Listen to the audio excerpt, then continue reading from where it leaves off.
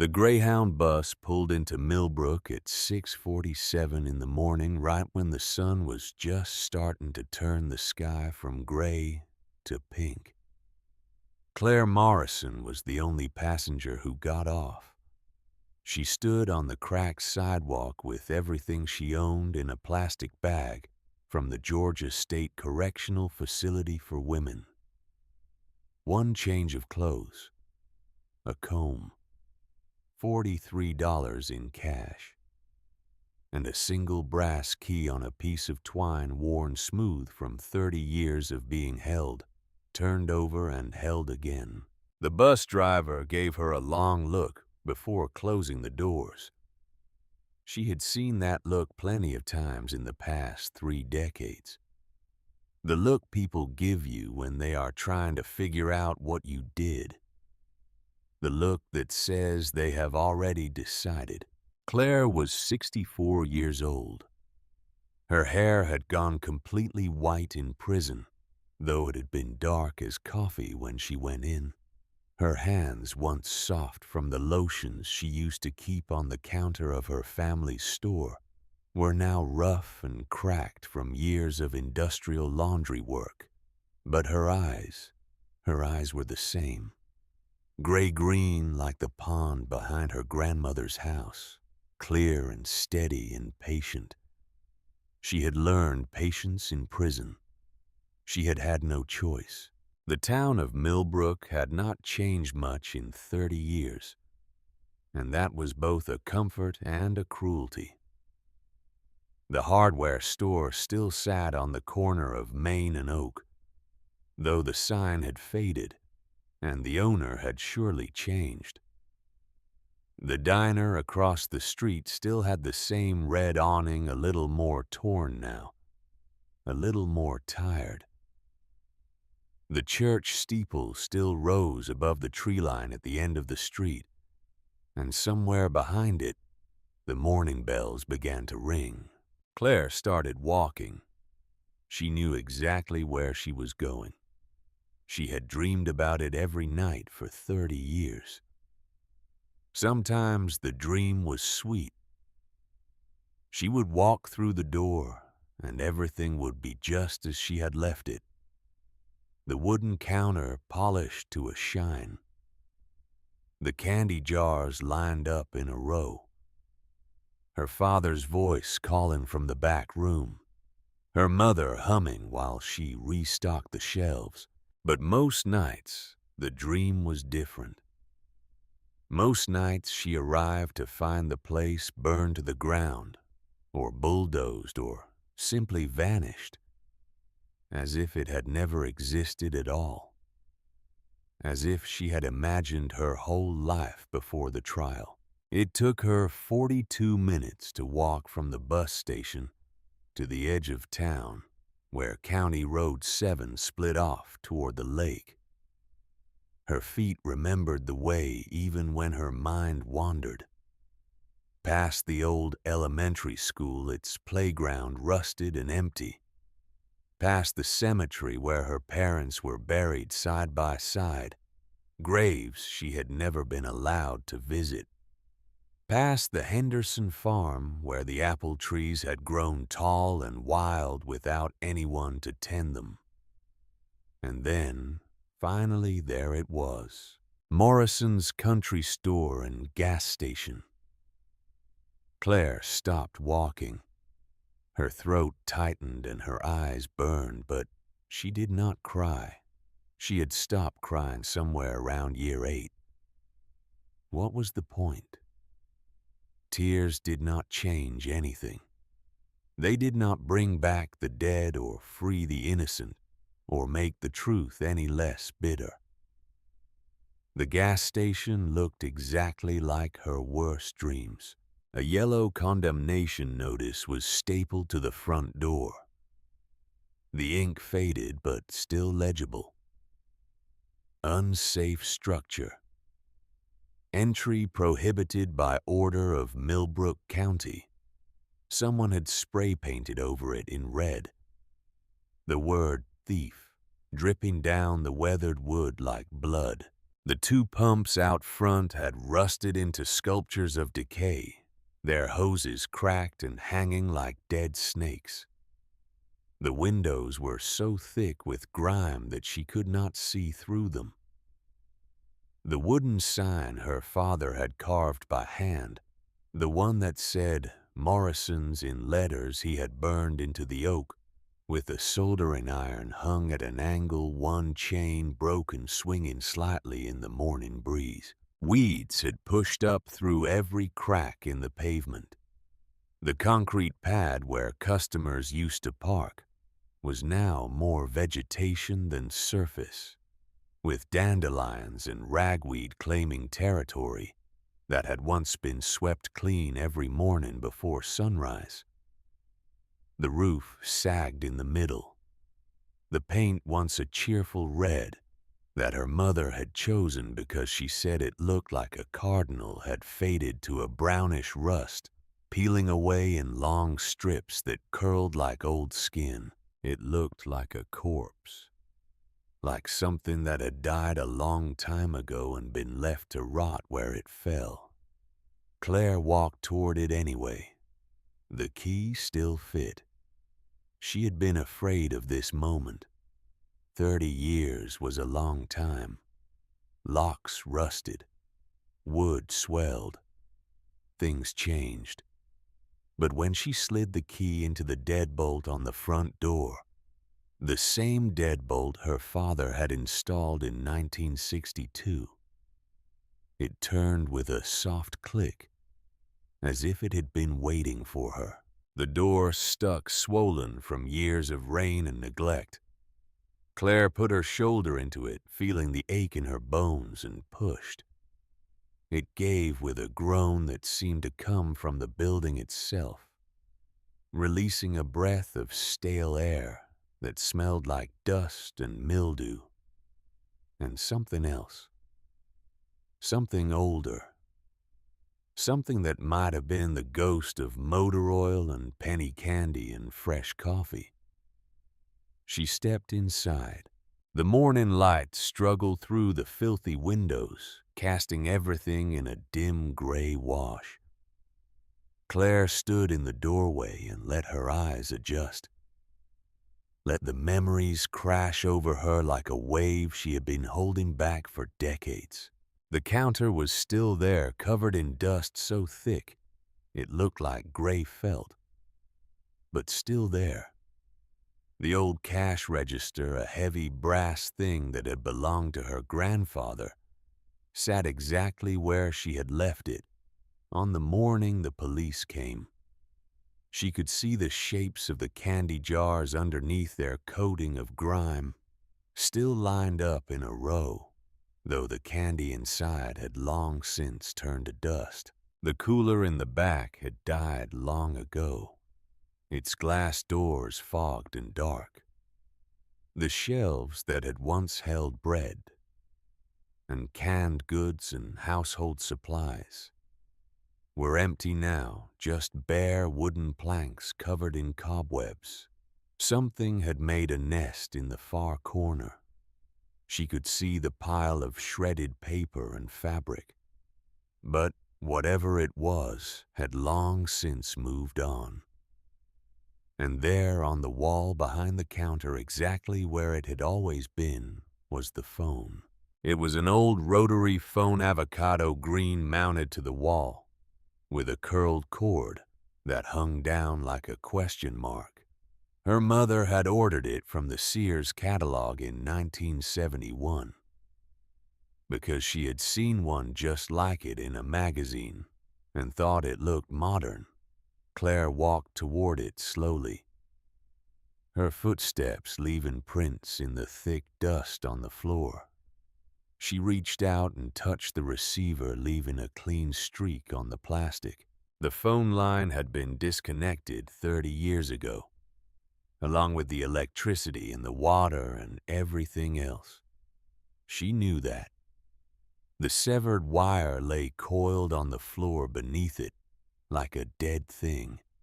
She was not crazy, despite what some people might think about a woman who had spent 3 decades in prison.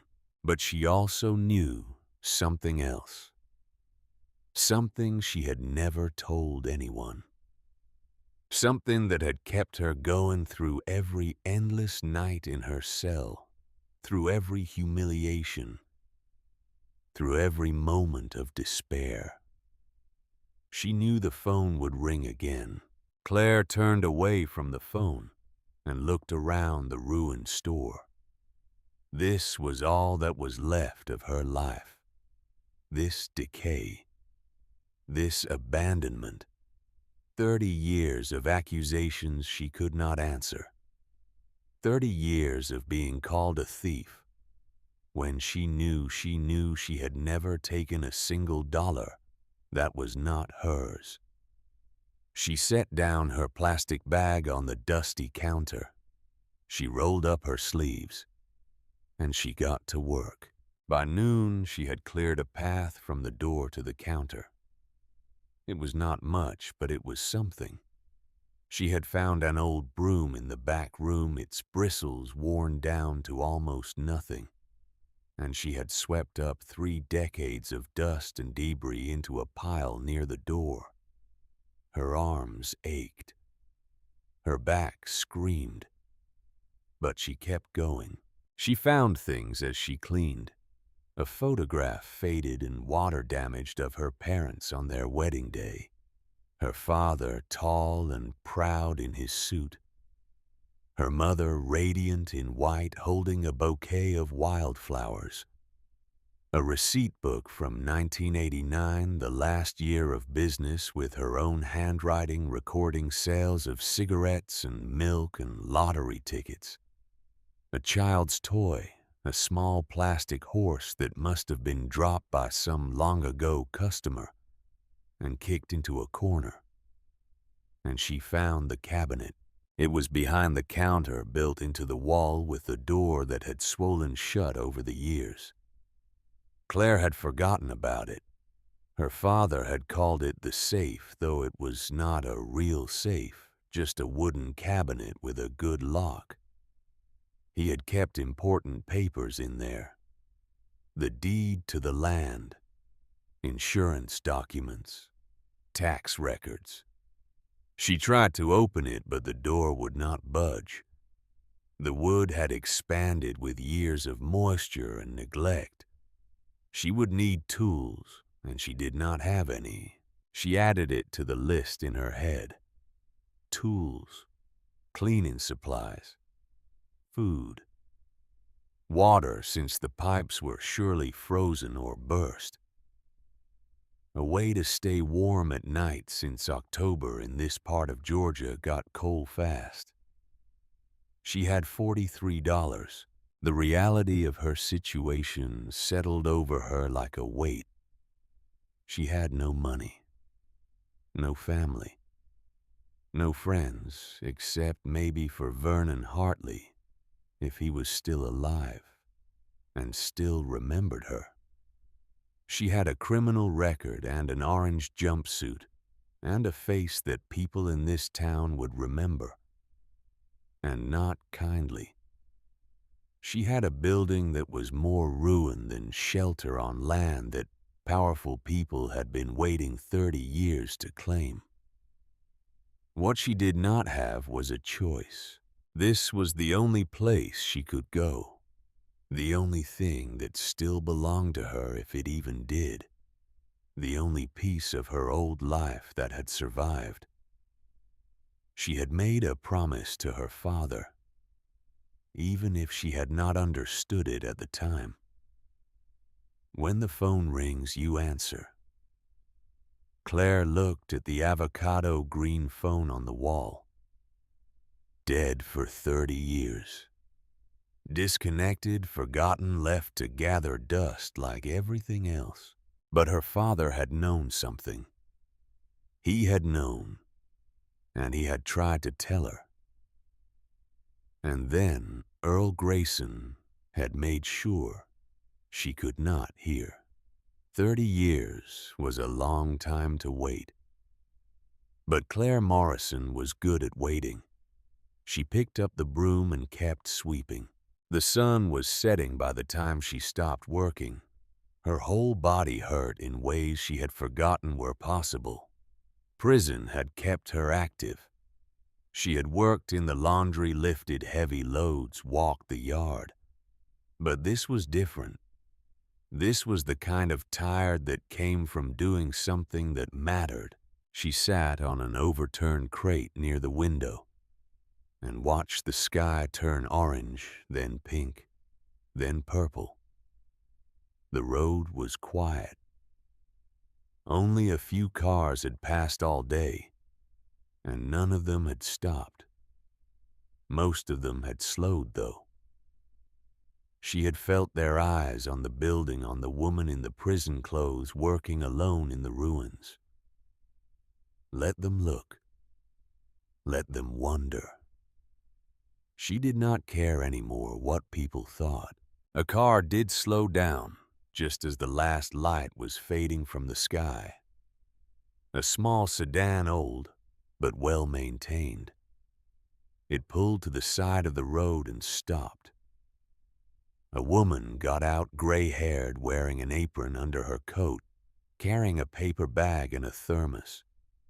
Claire recognized her immediately. Lila Brennan. She had waitressed at Morrison's Diner 30 years ago.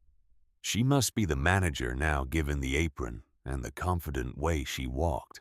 Lila came up to the door, which Claire had propped open with a brick, and stood there for a moment looking at Claire with an expression that was hard to read. "Vernon called me," Lila said finally. "Told me you were back." "I'm back." Lila nodded slowly. She held up the bag and the thermos. "Brought you some dinner. Pot roast and mashed potatoes. Coffee in the thermos. Sugar's already in. I remember you used to take it sweet." Claire felt her throat tighten. She had not expected kindness. She had prepared herself for hostility, for suspicion, for being chased away. She had not prepared for pot roast. "Thank you," she managed. Lila came in and set the food on the counter, pushing aside some of the dust with her sleeve. She looked around at the work Claire had done at the cleared path, and the swept corners and the growing pile of debris by the door. "You planning to fix this place up?" "I'm planning to live here," Claire said. "For now. At least until I figure things out." "You cannot live here, Claire. Look at this place. It is not fit for... It is mine." The words came out harder than she intended. She softened her voice. "I know it does not look like much, but it is mine. My father built it. My mother died in the apartment upstairs. This is the only home I have got left." Lila was quiet for a moment. Then she sighed and sat down on another crate, settling in like she planned to stay for a while. "I remember your mother," Lila said. "She used to bring pie to the diner every Sunday after church. Pecan pie mostly, sometimes apple. She would stay and talk to my mama for hours. They were friends, you know. Good friends." Claire nodded. She remembered. "Your mama never believed you did it," Lila continued. "She said it right up until the day she died. Said her daughter was innocent, and anyone who knew you would know that." "She died while I was in prison," Claire said. "They would not let me come to the funeral." "I know. I was there. Half the town was there." Lila reached over and took Claire's hand. Her grip was warm and strong. "And I will tell you something else. Half the town felt guilty as hell because they knew we all knew that something was not right about that trial. But Earl Grayson was powerful, and people were scared. And it was easier to believe the story than to ask the hard questions. And now, Lila smiled, but it was sad. Now Earl's dead, and his son is not as scary. And folks have had 30 years to live with their guilt. Some of them anyway. She squeezed Claire's hand. You are going to find that some people in this town want to make things right. And you are going to find that others will fight you every step of the way. But you are not alone, Claire. I want you to know that. You are not alone. Claire could not speak. She just nodded, holding on to Lila's hand like it was a lifeline. Now, Lila said, standing up and brushing off her apron. Eat that dinner before it gets cold. I will bring breakfast tomorrow, and I will ask around. See if anyone has got some spare blankets. Maybe a space heater you can borrow. This building is not insulated and October nights get cold. Lila, hush. You would do the same for me and we both know it. Lila headed for the door, then stopped and looked back. Your daddy was a good man, Claire. One of the best I ever knew. He would not want to see you suffer. But I think he would be proud to see you fighting. And then she was gone too, leaving Claire alone with a warm meal and the first hope she had felt in 30 years. Claire ate the pot roast, slowly savoring every bite. When was the last time someone had cooked for her? Not the prison cafeteria where everything tasted like nothing. Not the halfway house where meals came from cans and microwaves. This was real food made by real hands, given with real kindness. After she finished, she wiped her eyes. When had she started crying and got up to explore what remained of the upstairs apartment where she had grown up? The stairs creaked dangerously, but they held her weight. The apartment was in worse shape than the store below, with water damage from the leaking roof and evidence that animals had been living there for years. But her old bedroom was still recognizable. The wallpaper she had picked out when she was 16. Tiny blue flowers on a white background was peeling but still there. She found a corner that was relatively dry and relatively clean. She spread out the extra shirt from her plastic bag as a pillow. She lay down on the bare wooden floor, pulling her arms into her sleeves for warmth. And somewhere in the dark, as she drifted toward sleep, she heard something that made her heart stop. The phone was ringing. Claire's eyes flew open in the darkness. The ringing continued, shrill and insistent, impossibly loud in the silence of the abandoned building. The old rotary phone. The avocado green one her mother had ordered from a catalog in 1971. The one that had been disconnected for 30 years. The one whose severed wire lay coiled on the floor beneath it. It was ringing. She scrambled to her feet, her heart pounding so hard she could feel it in her throat. The floorboards groaned beneath her as she moved toward the stairs. She could not see anything. The power was out. Had been out for decades, but she knew this building by memory, by the map written into her bones. Down the stairs, one hand on the railing, testing each step before putting her full weight on it. Through the back room where her father used to do inventory. into the main store where the moonlight through the grimy windows cast everything in shades of silver and shadow. The phone kept ringing. Claire stood in front of it, her hand trembling as she reached for the receiver. This was impossible. She knew it was impossible. The wire was cut. She had seen it with her own eyes lying on the floor like a severed artery. And yet, her father's voice echoed in her memory as clear as if he were standing beside her. When the phone rings, you answer. Promise me. She picked up the receiver. Hello. Silence. Then static, the kind that sounded like distance, like the signal was traveling through time as much as space. And then a voice, a woman's voice, old and tired and achingly familiar. Claire, Claire, honey, is that you? Claire's knees buckled.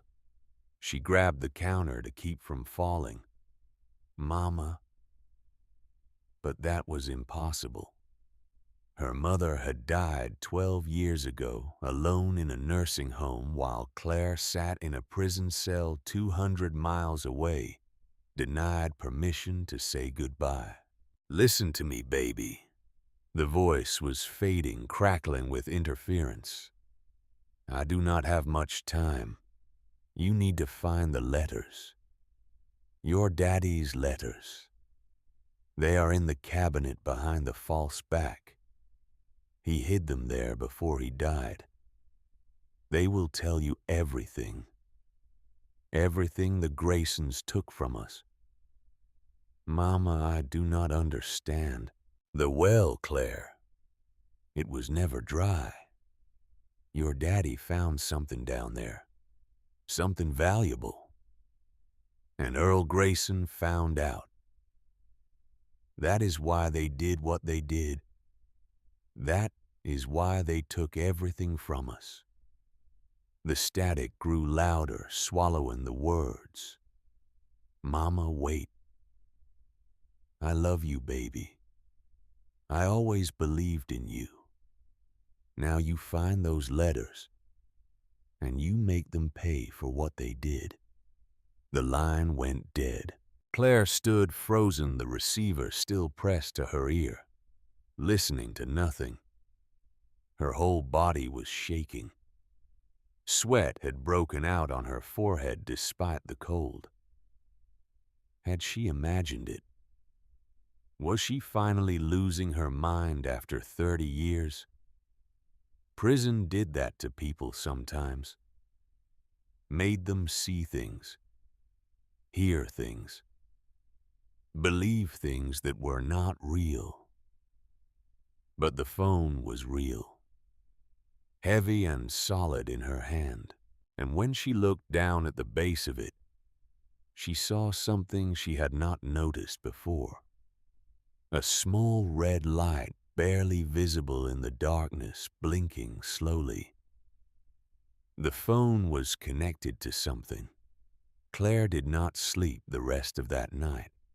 She sat on the floor behind the counter, her back against the wall, watching the phone like it might ring again at any moment. Her mind raced through explanations. Someone had reconnected the line as a prank. Someone had installed some kind of recording device. Someone was trying to scare her away. But that voice had been her mother's. She would have known it anywhere in any circumstance after any amount of time. The slight rasp from years of working in the textile mill before she married. The way she said baby with 2 syllables, baby, drawing it out like a song. No recording could capture that. No impersonator could replicate it. When the first gray light of dawn began to seep through the windows, Claire got up and went to the cabinet behind the counter. the one with the swollen door that would not open. She needed tools. Vernon Hartley arrived at 8 o'clock with a toolbox and a thermos of coffee. "Lila called me," he said by way of explanation, setting the toolbox on the counter. "Said you looked like you could use some help." Vernon was older than Claire remembered. 70 now, maybe more, with a weathered face and hands scarred from decades of mechanical work. But his eyes were sharp and kind, and when he looked at her, she saw no judgment. Only recognition. Only remembering. "The phone rang last night," Claire said. Vernon stopped in the middle of pouring coffee into a cup. He looked at her, then at the phone on the wall, then back at her. "That phone has been dead for 30 years. I know. The line was cut. I watched them do it. I know." Vernon was quiet for a long moment. Then he handed her the coffee. "Tell me," Claire told him, "about the ringing, about the voice, about her mother's message." Vernon listened without interrupting. When she finished, he walked over to the phone and examined it. He picked up the severed wire from the floor, looked at the base unit, touched the receiver. "I do not know what to tell you, Claire," he said finally. "This does not make any sense. Not any kind of sense I understand. My mother said there are letters in the cabinet behind a false back." Vernon turned to look at the cabinet. "Your daddy built that. I remember when he put it in. Must have been, 1975, 1976. He was particular about it. Would not let anyone help. Said it was special. Do you know what he hid in there?" "No." Vernon shook his head. "But I know he was scared. That last year before he got sick, he kept talking about insurance, about making sure you and your mama would be taken care of. I thought he meant life insurance, the regular kind. But now..." He turned back to face her, and there was something new in his expression. Something that looked almost like hope. "Let us open it." The cabinet door came off its hinges after 20 minutes of work with a pry bar and a hammer. The wood was soft from water damage, practically crumbling in places, but the frame held together long enough for them to remove it in one piece. Inside the cabinet was mostly empty. A few old papers too water damaged to read. A rusted lock box with nothing inside. Mouse droppings and the husks of dead insects. But Vernon had noticed what Claire had not. The back of the cabinet sat slightly forward from the wall. Just half an inch, maybe less. But enough to suggest there was space behind it.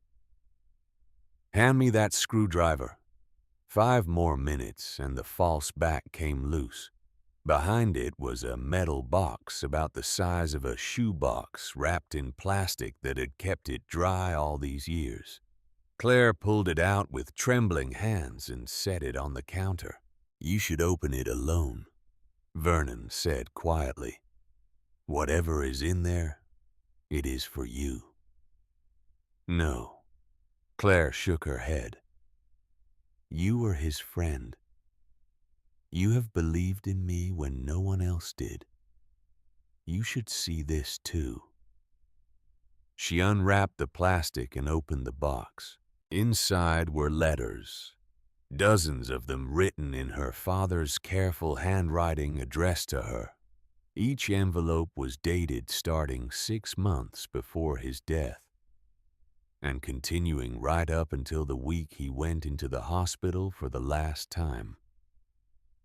And beneath the letters was something else, a geological survey official looking with stamps and signatures and detailed maps, and a small velvet pouch that clinked when she picked it up. She opened the pouch and poured its contents into her palm. Nuggets, small ones but unmistakable, gold gleaming even in the dim light of the abandoned store. Lord have mercy, Vernon breathed. Claire set down the gold and picked up the first letter. Her hands were shaking so badly, she could barely break the seal. But she managed it, and she pulled out the pages and she began to read. The letters told a story her father had never had the chance to share. It started in 1985, the year before he got sick. He had been doing some work on the property fixing a fence. He wrote that ran along the back boundary near the old capped well. The ground had been soft from spring rains, and his post-hole digger had struck something hard about 3 feet down. He dug further, curious, and found a vein of quartz shot through with gold. I did not tell anyone at first, he wrote in one of the early letters, not even your mother. I was not sure what I had found or what it meant. I sent samples to a geologist in Atlanta, paid cash, used a fake name. He told me what I already suspected. The vein is significant. Not enough to make us millionaires, but enough to change our lives. Enough to pay for your education, to expand the store, to secure the family's future for generations. But he had not been as careful as he thought. Someone had seen him sending those samples. Someone had talked to someone else. And eventually, word had reached Earl Grayson. Earl came to see me last month. Her father wrote in a letter dated 3 months before his death. He offered to buy the land. Offered a fair price, I will give him that. More than fair, actually, which was my first clue that he knew. I told him no. This land has been in our family for 4 generations. I will not be the one to sell it. He did not take it well. Told me I would regret it. Told me things have a way of happening to people who do not know what is good for them. I have known Earl Grayson for 40 years, and I have never liked him. But I never thought he was capable of real evil. Now I am not so sure. The final letters were the hardest to read. Her father had grown suspicious of everyone. He had started hiding evidence, making copies of documents, creating a paper trail that he hoped would protect his family if anything happened to him.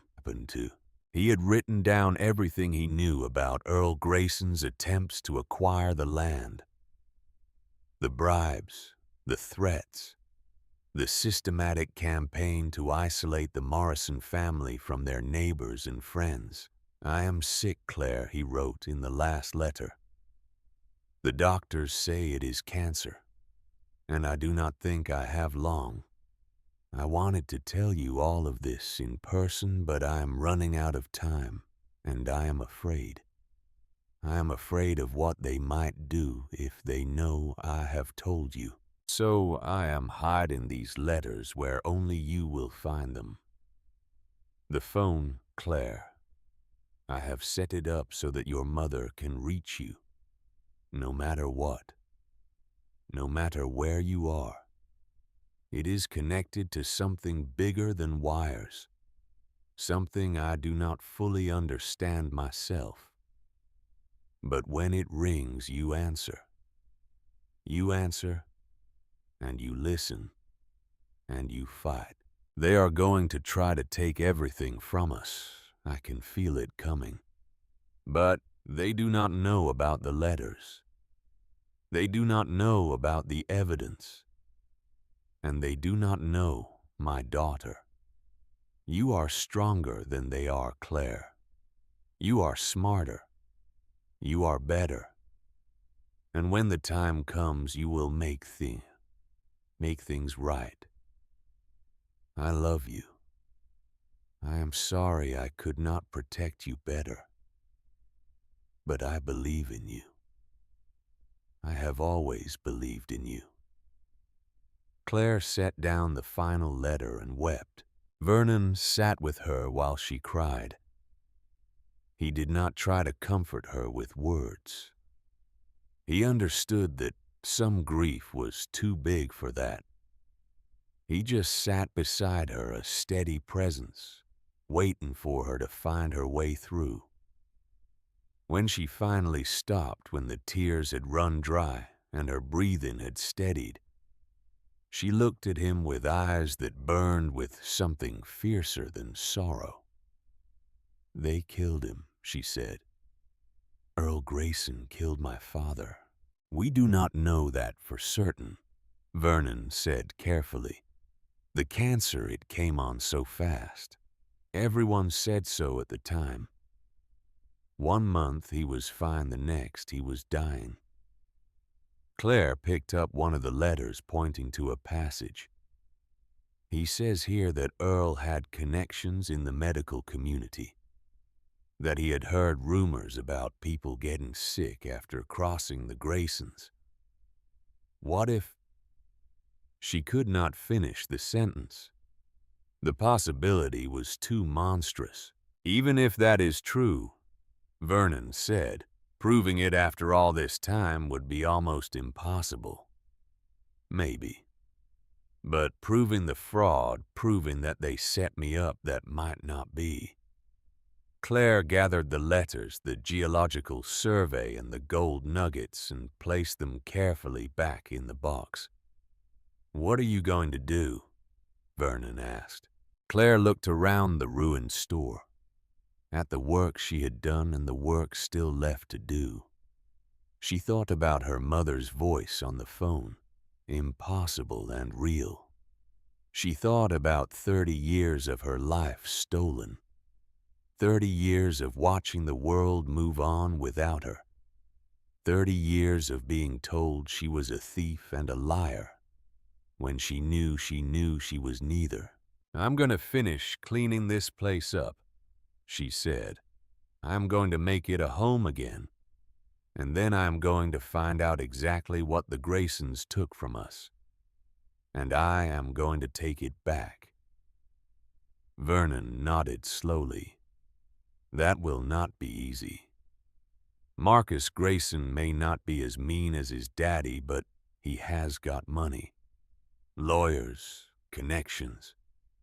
He owns half the businesses in this town." "I do not care about easy," Claire said. Her voice was steel. "I care about justice." Word spread fast in a small town. By the end of that first week, everyone in Millbrook knew that Claire Morrison was back. They knew she was living in the old gas station. They knew she was cleaning it up, restoring it, making it livable again. And they knew or thought they knew what that meant. Some people were curious. They drove by, slowly craning their necks to see what she was doing, maybe hoping for a glimpse of the woman who had spent 30 years in prison. Some of them waved. Most did not. Some people were sympathetic. They left things on the front step when she was not looking.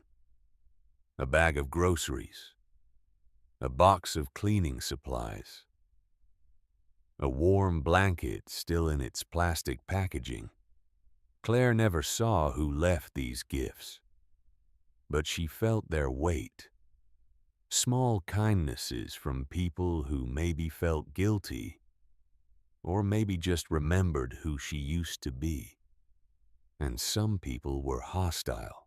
She would find her work undone in the mornings, garbage dumped on the lot she had cleared, graffiti sprayed on the walls she had scrubbed. Once someone threw a rock through one of the windows she had just replaced, shattering it into 1,000 pieces. She cleaned up the mess and replaced the window again. She was not going anywhere. Lila came by every day with food and company. Vernon stopped in most mornings with tools and advice, and slowly, piece by piece, the store began to come back to life. Claire scrubbed and swept and painted and repaired. She got the water running again with help from a sympathetic plumber who remembered her father. She got the electricity turned on, which required a visit to the county office and a payment she could barely afford, but which was worth it for the simple miracle of light. The phone never rang again during those first days, but she kept it there, mounted on the wall, avocado green and waiting. She knew now that it was not just a phone. Her father had connected it to something else, something he did not fully understand himself according to his letters, something that had allowed her mother to reach across the void and deliver one final message. She did not question it. Some things were beyond questioning. You just accepted them and moved forward. Marcus Grayson came to visit on a Thursday afternoon 9 days after Claire's return. She was on a ladder painting the trim above the front door when his Mercedes pulled into the lot. She recognized the car before she recognized the man. It was the kind of vehicle that did not belong in this part of the county. All gleaming black paint and chrome that probably cost more than her father had made in a year. The man who got out was in his late 50s with the soft hands and expensive clothes of someone who had never done physical labor. His hair was silver at the temples, artfully styled. His smile was practiced, professional, the smile of a man who was used to getting what he wanted. "Miss Morrison," he said, approaching the ladder. "I am Marcus Grayson. I do not think we have formally met." Claire continued painting. "I know who you are. I wanted to welcome you back to Millbrook and to express my sympathies for everything you have been through." She stopped painting then, looked down at him from her perch on the ladder. "Your sympathies. What happened to you was a tragedy. Everyone agrees on that. What happened to me was a crime," Claire said. Her voice was calm, level. "A crime your father committed." Marcus's smile flickered, but he recovered quickly. "My father was many things, Miss Morrison, but he was not a criminal. The courts were wrong." A tense silence stretched between them. Marcus's smile disappeared entirely, replaced by something harder, more calculating. "I came here to make you an offer," he said. "A generous offer considering the circumstances. This property has been abandoned for 30 years. It is an eyesore, a hazard. The county has been after us to do something about it for decades. Us, Grayson Holdings, has been paying the back taxes on this property since the late 90s. Without our support, the county would have seized it years ago, sold it at auction. You would have nothing." Claire climbed down from the ladder, wiping her hands on her work pants. She stood face to face with Marcus Grayson, close enough to smell his cologne, close enough to see the tiny beads of sweat forming on his forehead. despite the cool October air. Why would you pay taxes on a property you do not own? Out of respect for your family, for the memory of your parents. Respect. Claire almost laughed. Your father destroyed my family. He stole from us, lied about us, sent me to prison for something I did not do. And now you want to talk about respect. Marcus's composure slipped further. She could see the anger beneath his polished surface, the grace and temper that his father had been famous for. I am offering you $250,000 for this property, he said, his voice tight. Cash. You could start over somewhere else. Somewhere without. He gestured vaguely at the surroundings. All these memories. This property is not for sale. Everything is for sale, Miss Morrison. It is just a matter of finding the right price. Claire stepped closer. So close she could see herself reflected in his expensive sunglasses. Your father said the same thing to mine 30 years ago, and my father told him no. So I am telling you no. This land belongs to the Morrisons. It always has. It always will. And no amount of grace and money is going to change that. Marcus's face went red. For a moment, Claire thought he might actually hit her. She could see the impulse flash across his features, the clenched fists, the tightened jaw. But he controlled himself. The smile came back, though now it looked more like a grimace. You are making a mistake, he said quietly. A very serious mistake. This town belongs to my family, Miss Morrison. It has for 3 generations. Everyone here owes us something. Their jobs, their mortgages, their children's scholarships.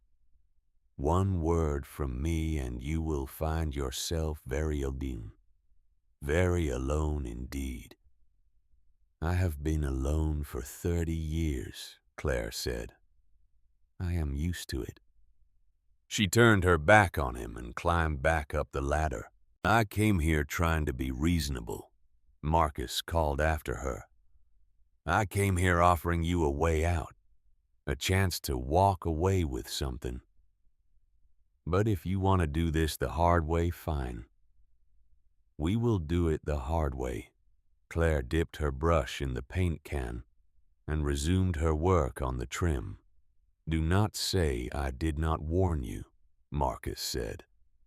And she heard his footsteps retreating, the car door slamming, the engine starting. She did not look back. She kept painting stroke after stroke until the Mercedes had disappeared down the road, and the only sound was the wind in the trees and the distant song of birds. Then, very quietly, she smiled. Let them come. Let them threaten.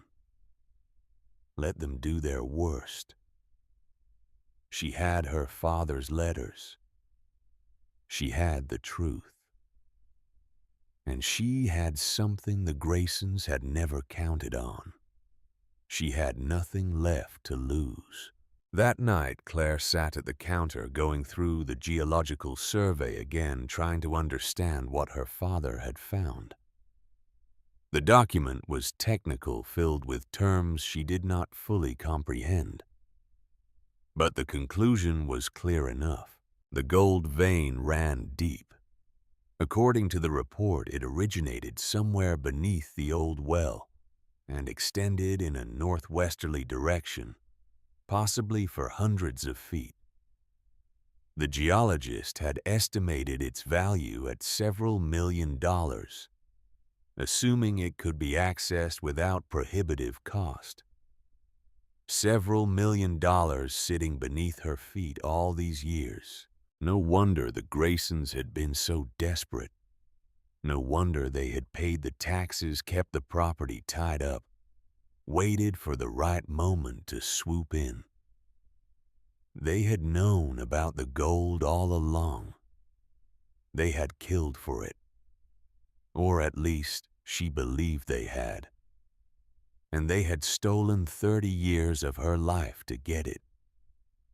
But they had not gotten it. Not yet. The mine was still there waiting. The evidence was still there preserved in her father's careful handwriting. And she was still there, against all odds, ready to feed. Claire looked up at the phone on the wall. It had not rung since that first night. Part of her wondered if it ever would again. Part of her wondered if she had imagined the whole thing. Her mother's voice crackling through impossible static, but the letters were real. The gold was real. And the box her father had hidden behind the false back was real. She was not crazy. She was not broken. She was just a woman who had lost everything and was trying to get some small piece of it back. The next morning she went looking for the well. Vernon had told her it was somewhere behind the store, about 50 yards out near the natural rise in the land where the property sloped up toward the tree line.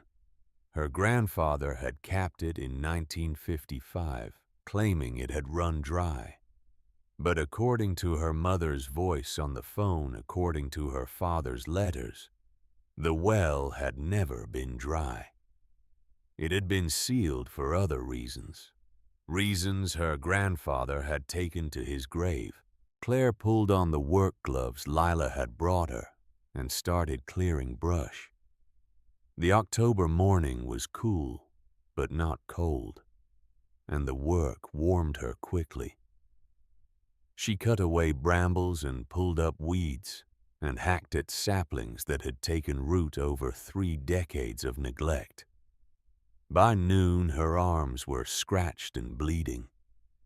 Her back ached like fire, and she had only cleared about a quarter of the area she needed to search.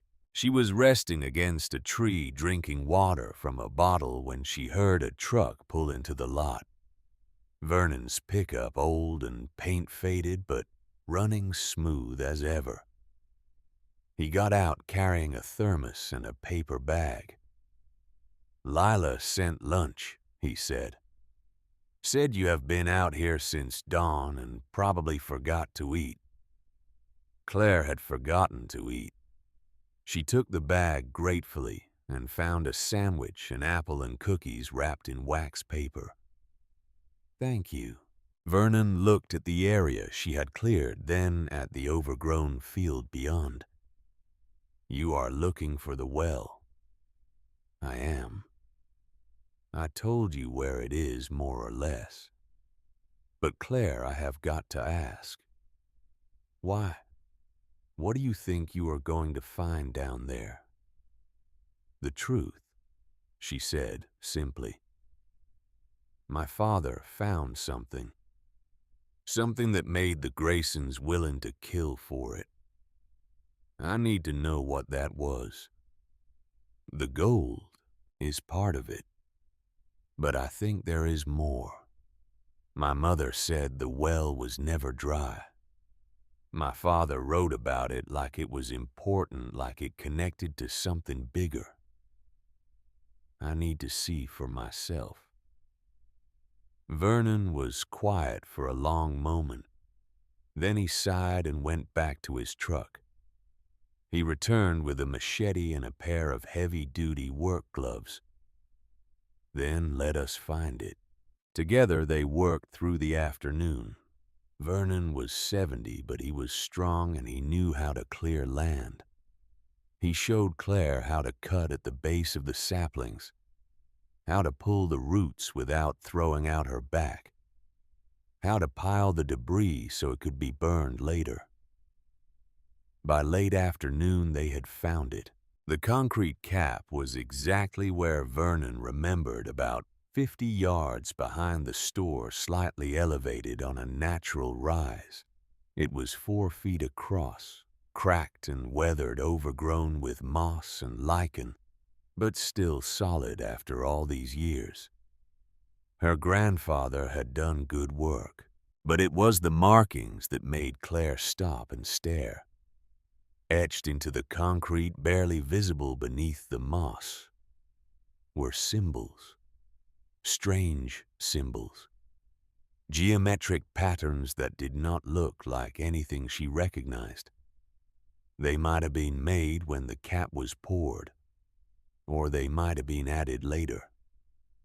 Either way, they looked deliberate, intentional. "What are those?" she asked. Vernon knelt beside the cap, brushing away the moss with his hand. "I do not know. I have never seen anything like them." Claire felt something then, a warmth rising from the cracks in the concrete. Not heat exactly, just warmth, like standing near a fireplace on a winter evening. "Do you feel that?" she asked. Vernon put his hand on the concrete. His eyes widened. "I do." They looked at each other. "We should open it," Claire said. "Claire, I do not think. I need to know Vernon. I need to see what is down there, what my father found, what my grandfather sealed away." Vernon studied her face for a long moment. Then he nodded. "All right, but not today. We will need better equipment, pry bars, maybe a come-along. That cap has been sealed for nearly 70 years. It is not going to come off easy." Tomorrow. That evening, as the sun was setting, Claire stood in the doorway of the store and looked out at the land that had been in her family for 4 generations. The cleared path to the well, the fields beyond wild and overgrown, the mountains in the distance turning purple in the fading light. This was what the Graysons wanted. Not just the gold, not just the money, but this, the land itself, the history, the legacy, everything the Morrisons had built over 100 years, and they had been willing to destroy her to get it. She thought about her father dying in a hospital bed, trying to tell her something in those last confused days. She had thought it was just the illness talking. The way he kept mentioning the phone, the store, the land. When the phone rings, he had whispered once, gripping her hand with surprising strength. "When it rings, you answer. Promise me." She had promised, not understanding. A week later, he was gone. A month after that, she was in handcuffs. But now she understood. Now she knew what he had been trying to tell her. The phone rang. Claire's heart stopped. She turned slowly and looked through the doorway into the store. The avocado green phone, barely visible in the gathering darkness, was ringing. She walked to it, picked up the receiver. Hello. Static. Distance. And then a voice. A man's voice, this time familiar in a different way. In a way that made her blood run cold. "I was wondering when you would find those letters." She knew that voice. She had heard it in her nightmares for 30 years. "Earl," she whispered. "Earl Grayson." A dry, papery laugh came through the line. Surprised do not be. I always said this land was special. Your daddy knew it, I knew it, and now you know it too. You are dead. Dead, yes, but not gone. Not from this place. Another laugh, but it died away into something that sounded almost like sorrow. I wanted you to know that I am sorry, Claire. I am sorry for what I did. There is no peace for me now. No rest. Just this. Calling. Waiting. Watching. Paying for my sins. You should be sorry, Claire said. Her voice shook with 30 years of rage. You destroyed my family. You stole everything from us. I know. Earl's voice was quiet now, sad. I know what I did, and I am paying for it. Believe me. But that is not why I called. Marcus does not know everything. He thinks he does, but he does not. The well, Claire. The well is not just gold. It is something else, something older, something that has been waiting a long time for someone like you. What are you talking about? The phone. How do you think the phone works? How do you think the dead can call the living? Static surged, drowning out his words. It is connected to the well. It is all connected. Your father discovered more than gold down there. He discovered. The line went dead. Claire stood holding the receiver, her heart pounding, her mind reeling. What had Earl Grayson been trying to tell her? What had her father found in that well besides gold? And what did it mean that even the dead could not rest until this land revealed its secrets? She hung up the phone slowly, carefully, and turned to look out the window at the overgrown field, where the well waited in the darkness. Tomorrow she would start digging. Dawn found Claire standing at the edge of the cleared area, staring at the concrete cap with its strange symbols. She had not slept well. Every time she closed her eyes, she heard Earl Grayson's voice. It is connected to the well. It is all connected. Vernon arrived at 8 with his truck bed full of equipment. Pry bars, a come-along, chains, a portable winch. He had clearly been thinking about this problem. You sure about this? He asked as they set up. I am sure.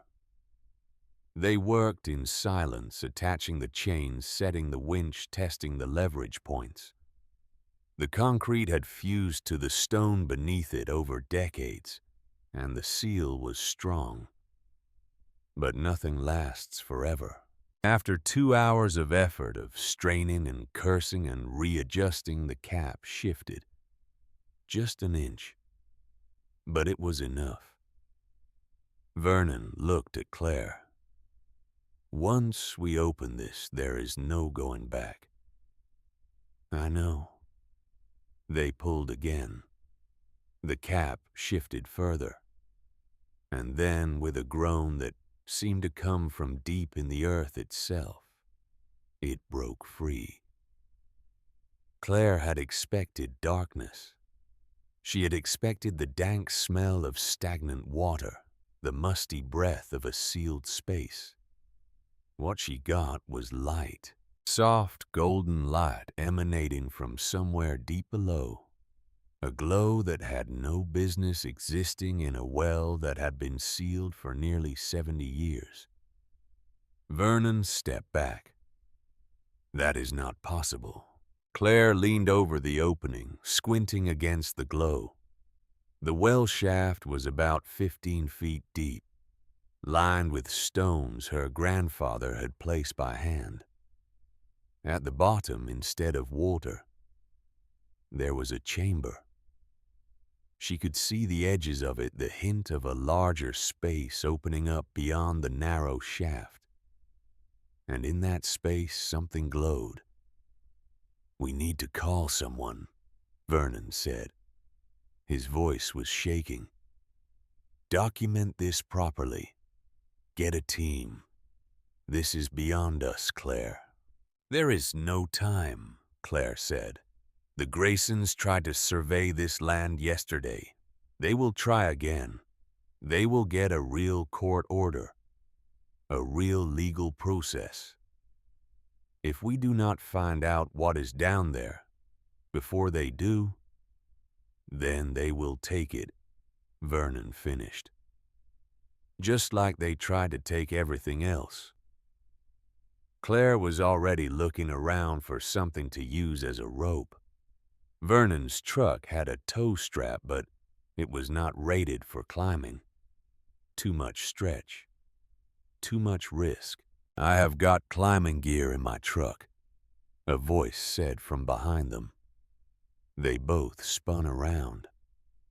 A woman stood at the edge of the clearing, young, maybe 30, with blonde hair pulled back in a practical ponytail and dirt on her knees, like she had been doing some digging of her own. She wore hiking boots and cargo pants and carried a professional-looking camera around her neck. "I am sorry," she said, holding up her hands. "I did not mean to startle you. I am Dr. Sarah Winters. I am an archaeologist with the State University. Owen Hartley called me. Said you might have discovered something historically significant on your property." "Owen?" Claire looked at Vernon. "My grandson," Vernon said. "The lawyer. I called him last night. Told him about the letters, the survey, what you found. I thought you might need legal help." "I do not need an archaeologist," Claire said. Sarah approached slowly, her eyes fixed on the well opening with obvious professional interest. "Owen mentioned something about indigenous markings. Cherokee, possibly, and he said—" She stopped at the edge of the well and looked down. Her mouth fell open. Oh my God. The golden glow pulsed softly from below.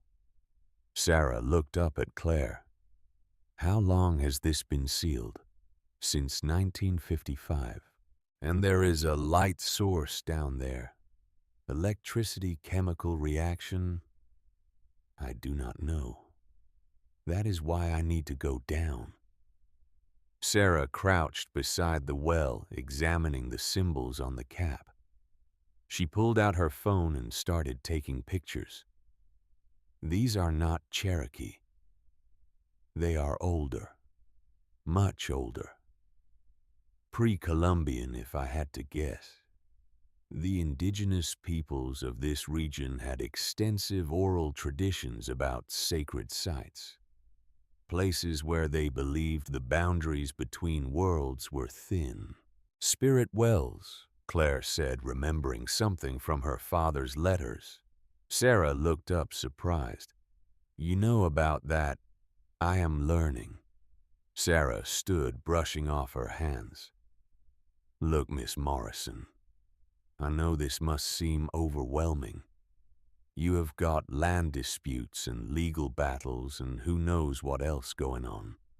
But whatever is under this cap could be genuinely important. Not just valuable, important. Culturally, historically, maybe even scientifically." "What do you mean, scientifically?" Sarah hesitated.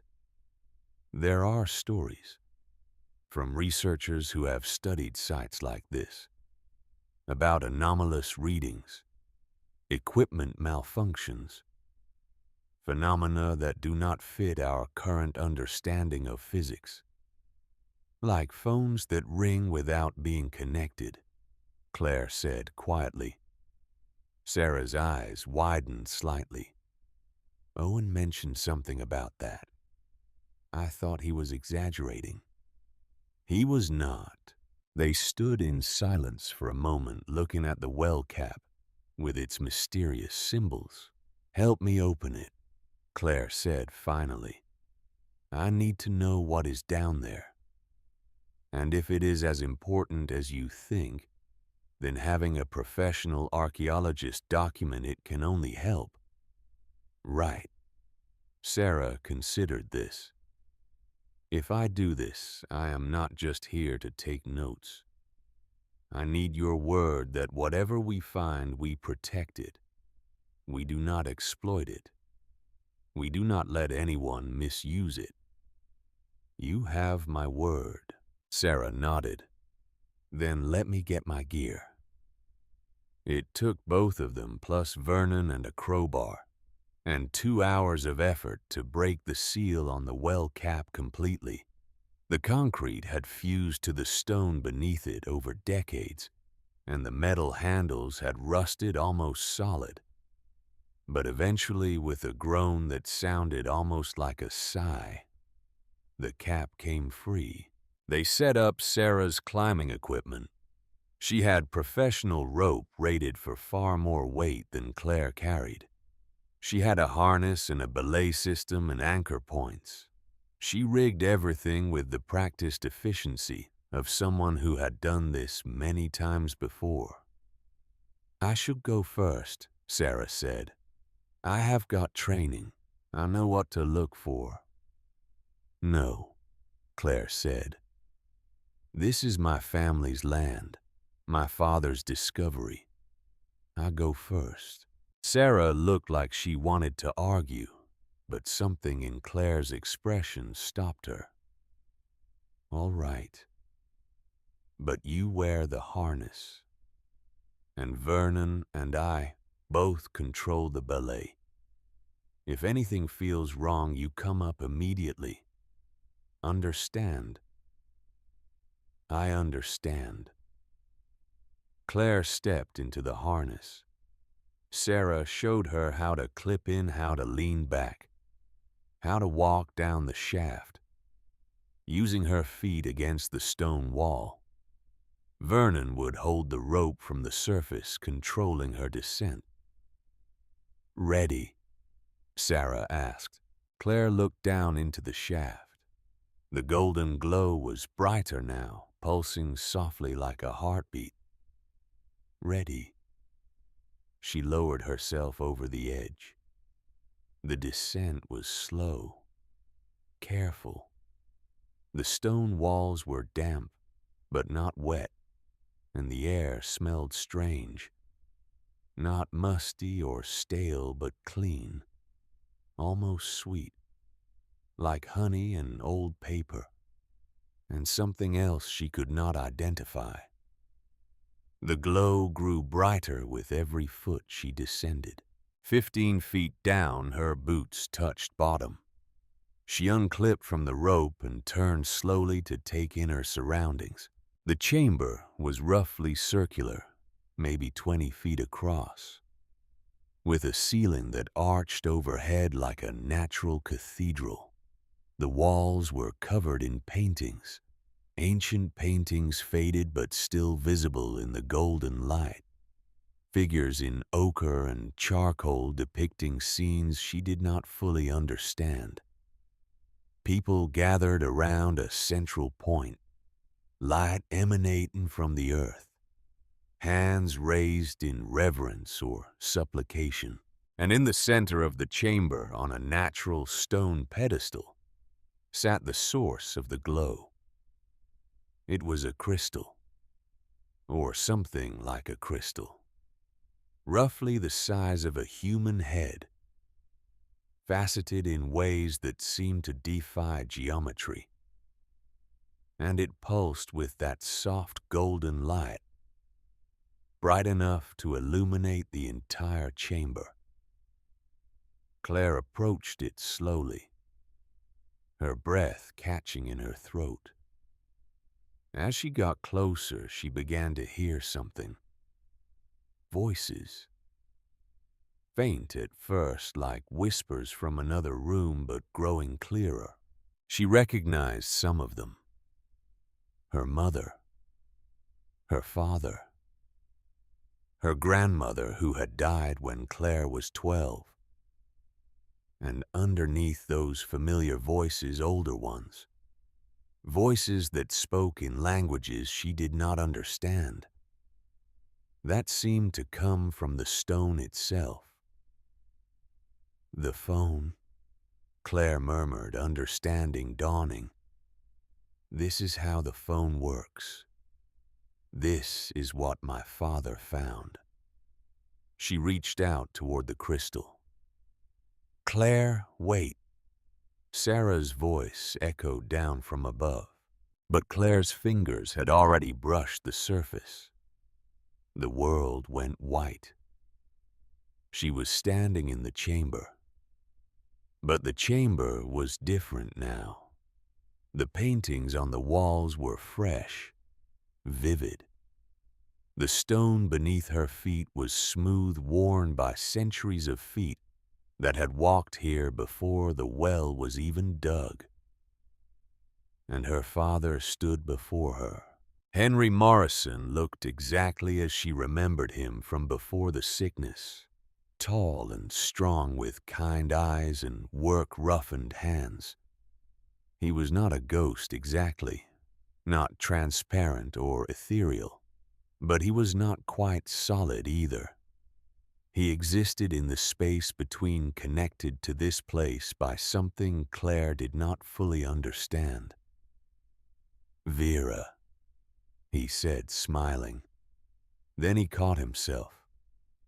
Claire, I am sorry. You look so much like your grandmother. Daddy, her voice cracked. Is this real, am I? You are not dead, honey. You are just visiting. The crystal connects all the times, all the places, all the people who have ever lived on this land. It has been here longer than anyone can remember. The first people who settled here knew about it. They protected it, kept it secret. But you found it. By accident, he said. I was digging fence posts and broke through into the chamber. The moment I touched the crystal, I understood. I understood everything.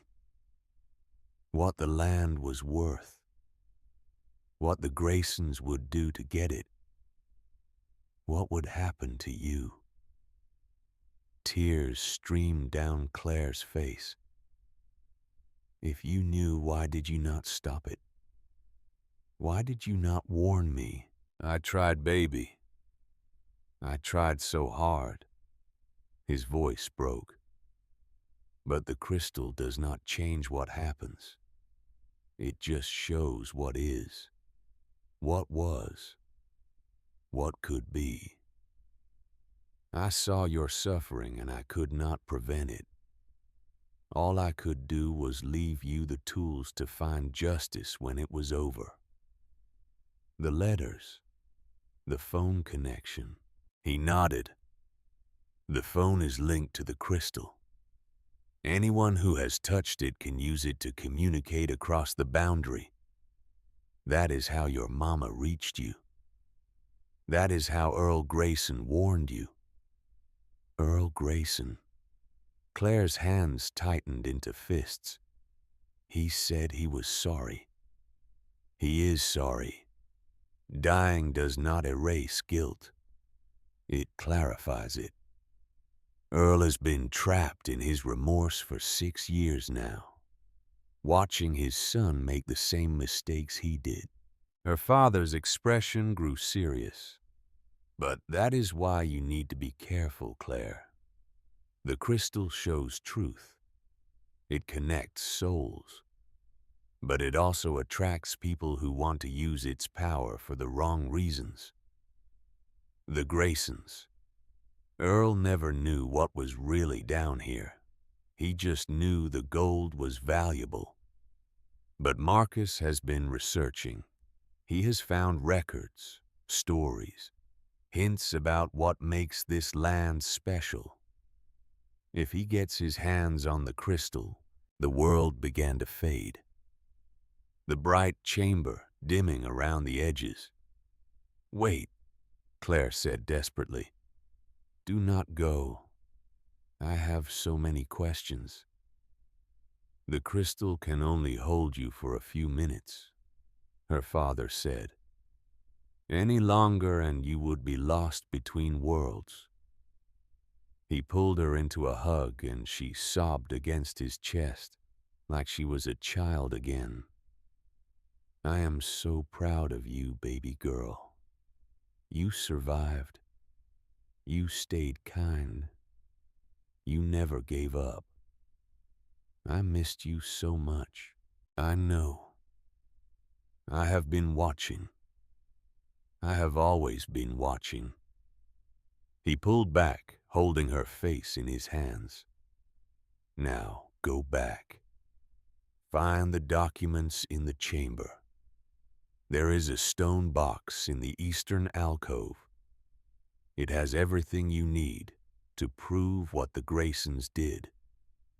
Then seal the well again. Protect the crystal. Do not let anyone misuse it." "How do I protect it from Marcus?" Her father smiled sadly. "By doing what Morrisons have always done. By standing your ground. By telling the truth. By being braver than your enemies." The light was fading faster now. Her father's face becoming transparent. "I love you, Daddy. I love you too, Claire. Always have. Always will." And then she was falling back into her body. Gasp in her hand still resting on the crystal, as the golden glow pulsed once twice and settled back into its steady rhythm. Claire stood there breathing hard, her cheeks wet with tears. The chamber around her was dim again, ordinary, the paintings faded and ancient. But she knew now. She understood. She found the stone box exactly where her father had said it would be. The eastern alcove was small, barely large enough for her to crouch inside, hidden behind a natural curtain of rock that looked solid until you knew where to push. The box itself was ancient, carved from the same stone as the chamber walls, sealed with a lid that had not been opened in decades. Inside were documents, not old ones, but relatively recent. Papers her father had placed here in the months before his death, preserved perfectly in the cool, dry air of the underground chamber. Bank statements showing deposits into Earl Grayson's accounts that corresponded exactly with the amounts Claire had supposedly stolen. Sworn statements from workers at Grayson Holdings who had witnessed Earl discussing the Morrison problem and how to solve it. Copies of forged documents with notes in her father's handwriting explaining how he had obtained them and what they proved. And at the very bottom, a letter addressed to whoever finds this. "If you are reading this, then my daughter has done what I always knew she could. She survived. She came home. She found the truth. Everything in this box proves that Earl Grayson framed Claire for embezzlement. He paid witnesses, forged records, bribed officials. He did it because I would not sell him this land. and he knew that with me dying and Claire in prison, he could eventually take it. I could not stop what happened to my daughter. The crystal showed me her suffering, and I had to watch, helpless, knowing that interference would only make things worse. But I could prepare. I could gather evidence. I could leave her the weapons she would need to fight back when the time was right. Use these documents wisely. The Graysons are powerful, but they are not invincible. The truth has a weight of its own, and eventually even the mightiest walls crumble under it. Henry Morrison, April 1994. Claire pressed the letter to her chest and wept. Claire, Sarah's voice echoed down from above. Are you all right? You have been down there for almost 10 minutes. 10 minutes. It had felt like hours. I am fine, Claire called back. I found what I needed. I am coming up. She gathered the documents carefully, placing them back in the stone box. She took one last look at the crystal, pulsing softly on its pedestal. Then she clipped back into the harness and let Vernon and Sarah pull her to the surface. The afternoon sunlight was blinding after the soft glow of the chamber. Claire stood blinking, holding the stone box, while Sarah examined her with obvious concern. What happened down there? Sarah asked. You were not moving, not responding. I almost came down after you. I found evidence, Claire said. Evidence that proves the Graysons framed me. Evidence that will clear my name. She did not mention the vision. She did not mention her father. Some things were too personal, too strange to share with someone she had just met. Vernon helped her out of the harness. What about the well? Do we seal it back up? Claire looked at the stone box in her hands, then at the open well shaft with its mysterious glow emanating from below. Not yet.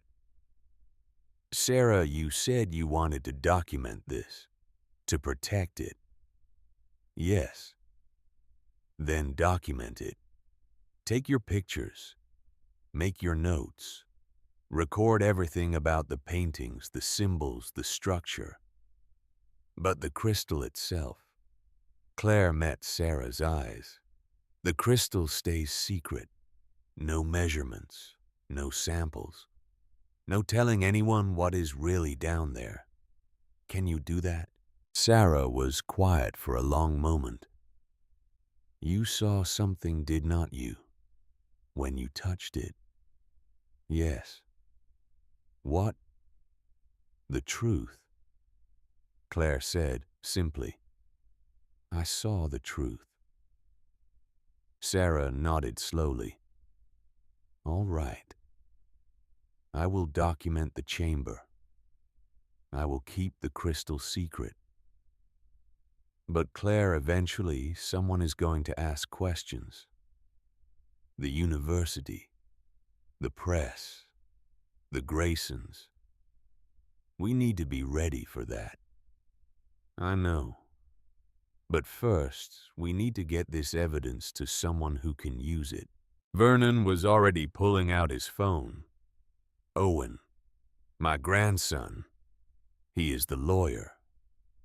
He should see this. Call him, Claire said. Tell him to come tonight, and tell him to bring someone from the state attorney general's office if he can. We are not going through local channels. The Graysons have too much influence here. As Vernon made the call, Claire sat down on the edge of the well cap, holding the stone box in her lap. She felt lighter than she had in 30 years. Not happy exactly. There was still too much grief, too much anger, too much loss. But something had shifted. Some burden had been lifted. She had the truth now, and the truth was going to set her free. Sarah was setting up her camera equipment, preparing to go down into the chamber. She paused and looked at Claire. "Thank you," she said, "for trusting me with this. I will protect it. I promise. I know you will." As Sarah descended into the well as Vernon finished his call and came to sit beside her, Claire looked out at the land that had been in her family for 4 generations, the fields wild and overgrown, the mountains in the distance, the store slowly coming back to life. This was what her father had fought for. This was what her mother had died believing in. This was what she had spent 30 years in prison defending even when she did not know it. And now, finally, she had the weapons to fight back. The Graysons had taken everything from her: her freedom, her family, her home. 30 years of her life. But they had not taken this: the land, the truth, the crystal that connected all things. And they never would. Owen Hartley arrived just after sunset, driving a silver sedan that looked out of place on the dirt road leading to Morrison's. He was 33, tall and lean like his grandfather, with dark-rimmed glasses and the careful posture of someone who spent most of his days behind a desk. But his eyes were sharp, and when Vernon showed him the stone box, when he opened it and began reading through the documents, those eyes grew sharper still. "This is extraordinary," he said, spreading the papers across Claire's newly cleaned counter. "Bank statements, witness statements, documentary evidence of a conspiracy. Miss Morrison, this does not just prove your innocence. This proves criminal fraud, witness tampering, obstruction of justice." "Can you use it?" Claire asked. "I can use it, but not here. Not through the county prosecutor or the local courts." Owen looked up at her. "The Graysons have too much influence in Millbrook. Half the judges probably owe them favors. The sheriff is probably on their payroll. We need to go higher. State level. Maybe federal." "I called my contact at the state attorney general's office," Owen continued. "Her name is Angela Morris. She is a senior prosecutor, specializes in corruption cases. She is interested. Very interested. She wants to see the evidence." "When?" "Tomorrow, if possible. She is driving down from Atlanta." Claire nodded slowly. 30 years she had waited. One more day would not kill her. "There is something else," Owen said. He pulled out a folder from his briefcase. "I did some research into your original trial. Read the transcripts, the evidence logs, the witness statements." He paused. "It stinks, Miss Morrison. It stinks to high heaven." He opened the folder. "The forensic accountant who testified against you. He was hired by Earl Grayson's law firm. Not by the state. Not by the prosecution. Grayson's personal attorneys found him and recommended him to the DA." Claire felt something cold settle in her stomach. She had known, of course. She had always known she was innocent, that the evidence had been manufactured. But hearing it laid out like this, seeing the pattern so clearly, it was different. It made the injustice feel fresh again, raw and bleeding. The bank records that supposedly proved the theft, Owen continued. They came from a branch manager named Douglas Pratt. He owed Grayson money, a lot of money. And in 1997, 3 years after your trial, Pratt filed a sworn affidavit with the county clerk's office. Owen pulled out a yellow document. He wrote that Earl Grayson paid him $20,000 to falsify the bank records. He wrote that he knew you were innocent. He wrote that he had lived with the guilt ever since and wanted to set the record straight before he died. Claire took the paper with trembling hands. Where did you get this?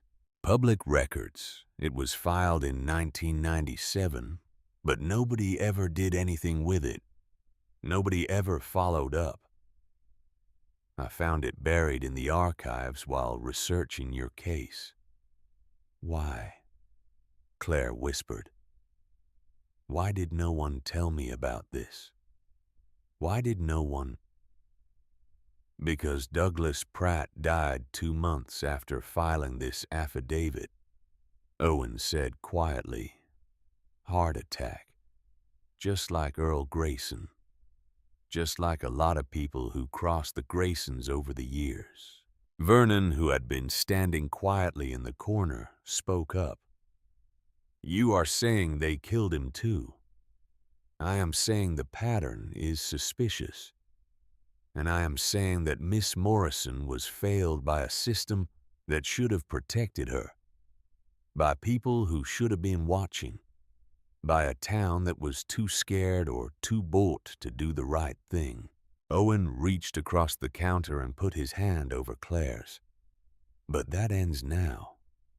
I am filing a motion to vacate your conviction based on new evidence of prosecutorial misconduct and witness tampering. It is going to take time, maybe months, but we are going to clear your name, Miss Morrison. We are going to prove what they did to you. Claire could not speak. 30 years of being called a thief, a liar, a criminal. 30 years of carrying the weight of a crime she did not commit. And now, finally, someone with the power to do something about it was on her side. There is more, Owen said, about the land, about what your father found. He pulled out another document.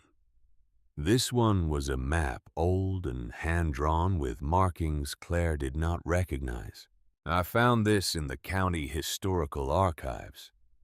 It is from 1892 when your great-great-grandfather first homesteaded this property. Owen pointed to a symbol near the center of the map. See this?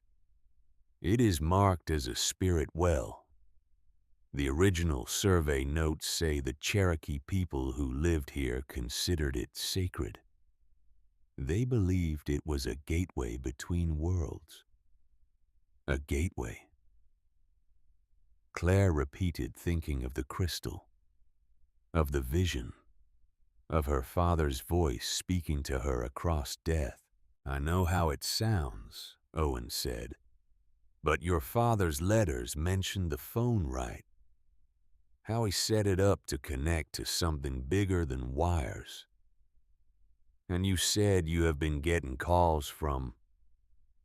He paused, choosing his words carefully. From people who should not be able to call. Claire thought about her mother's voice crackling through the static. About Earl Grayson's ghost warning her of things he had no right to know. The well is not just gold, she said, slowly remembering Earl's words before the line went dead.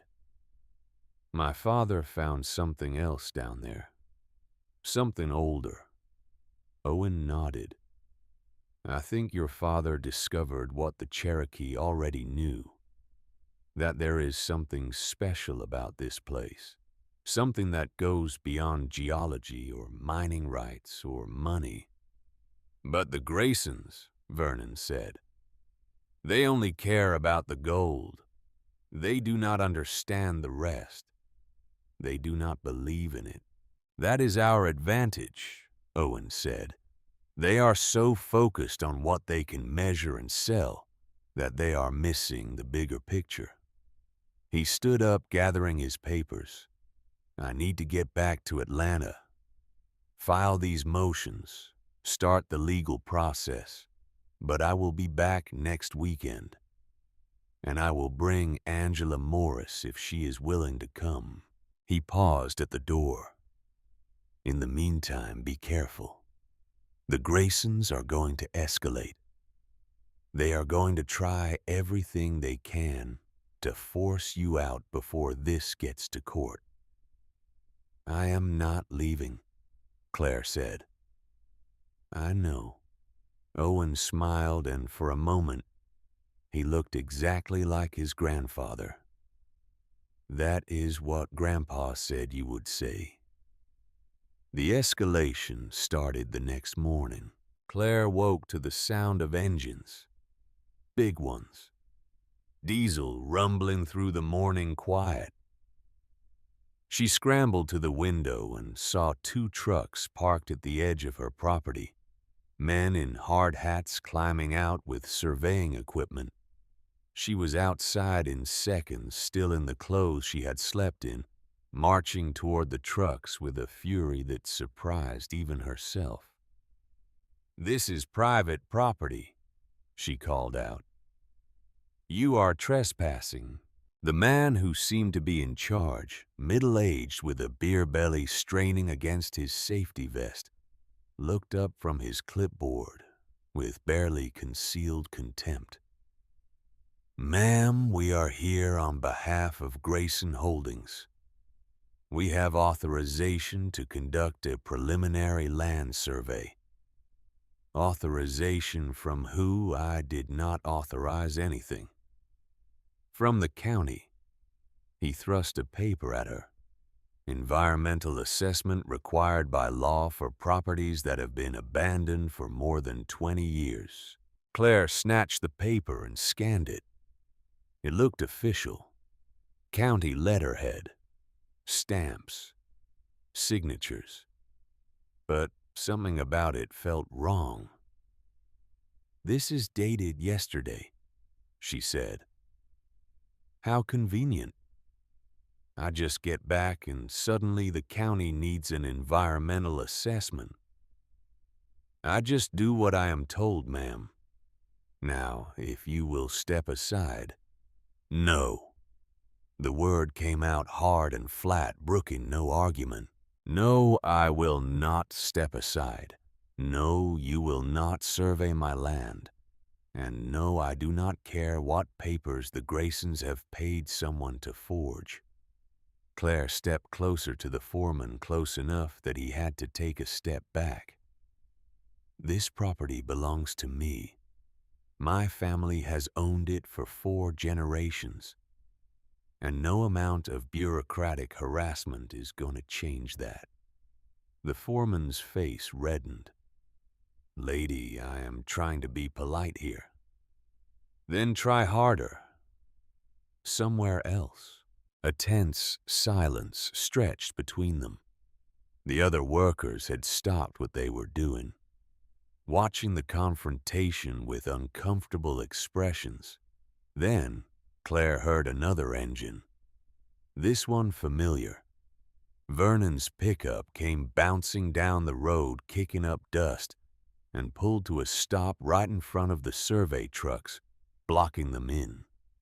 Vernon got out slowly, his movements deliberate, and walked over to stand beside Claire. Morning, Frank, he said to the foreman.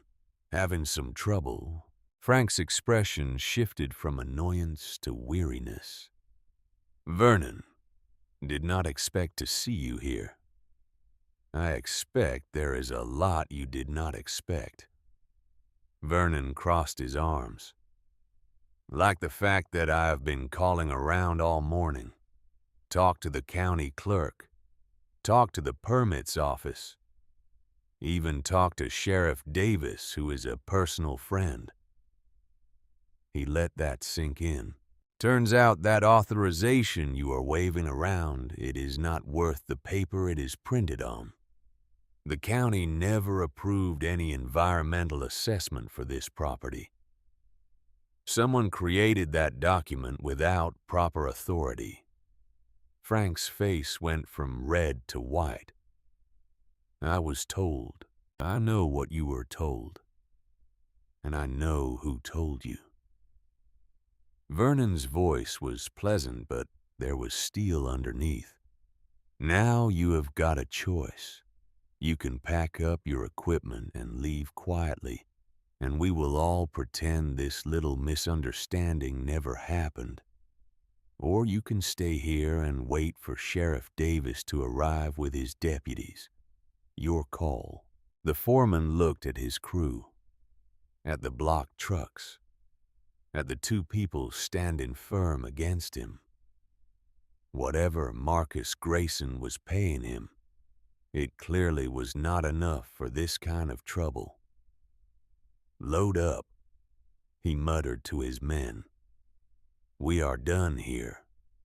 Vernon and Claire stood side by side watching as the trucks maneuvered their way off the property and disappeared down the road. "Thank you," Claire said quietly. "Do not mention it." Vernon turned to her, his expression serious. "But that was just the first shot. They are going to keep coming, Claire.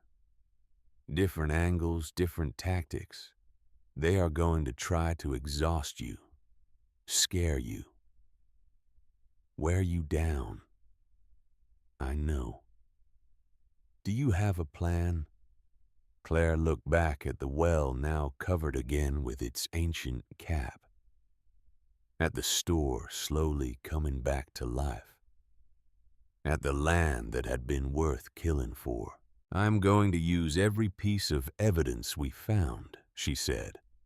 "I'm going to expose every lie the Graysons told. And then I am going to make sure the whole world knows what they did." Angela Morris arrived 3 days later, driving a dark sedan with government plates. She was in her late 40s with steel gray hair cut short and eyes that missed nothing. She wore a business suit and carried a briefcase that looked like it had seen 1,000 courtrooms. Owen had driven down from Atlanta with her. They sat at Claire's counter while she laid out the evidence. The letters, the geological survey, the gold samples, the documents from the stone box, Douglas Pratt's affidavit. Angela read everything in silence, her expression growing grimmer with each page. 15 years I have been prosecuting corruption cases," she said finally.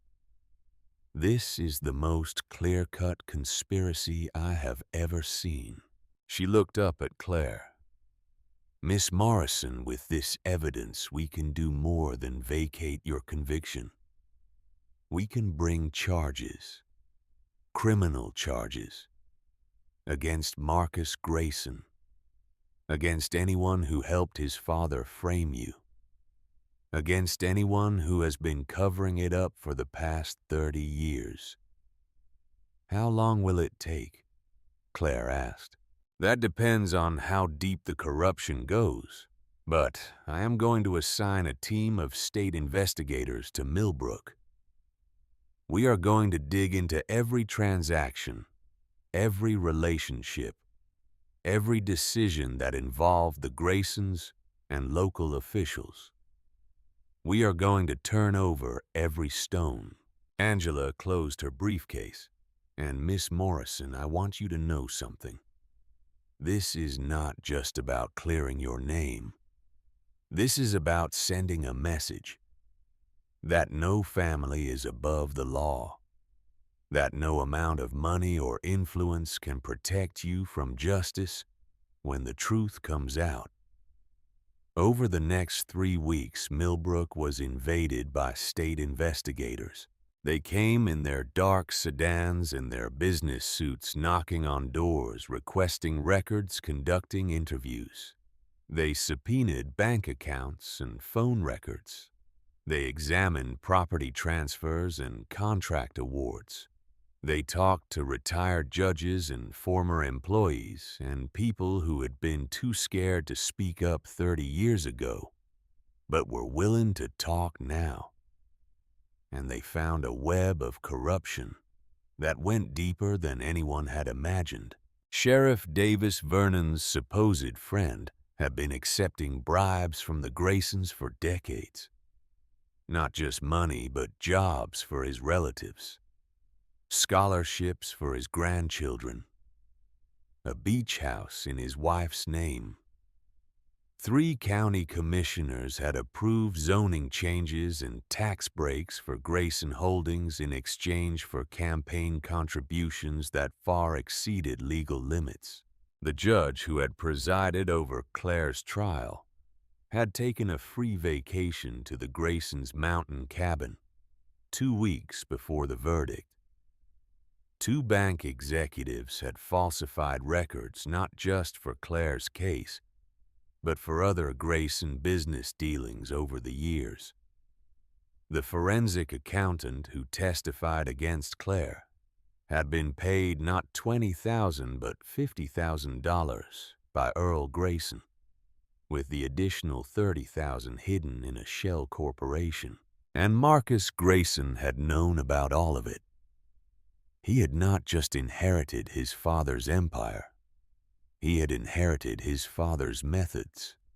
For the past 6 years since Earl's death, Marcus had been maintaining the same corrupt relationships, paying the same bribes, using the same tactics to eliminate competition and control the county.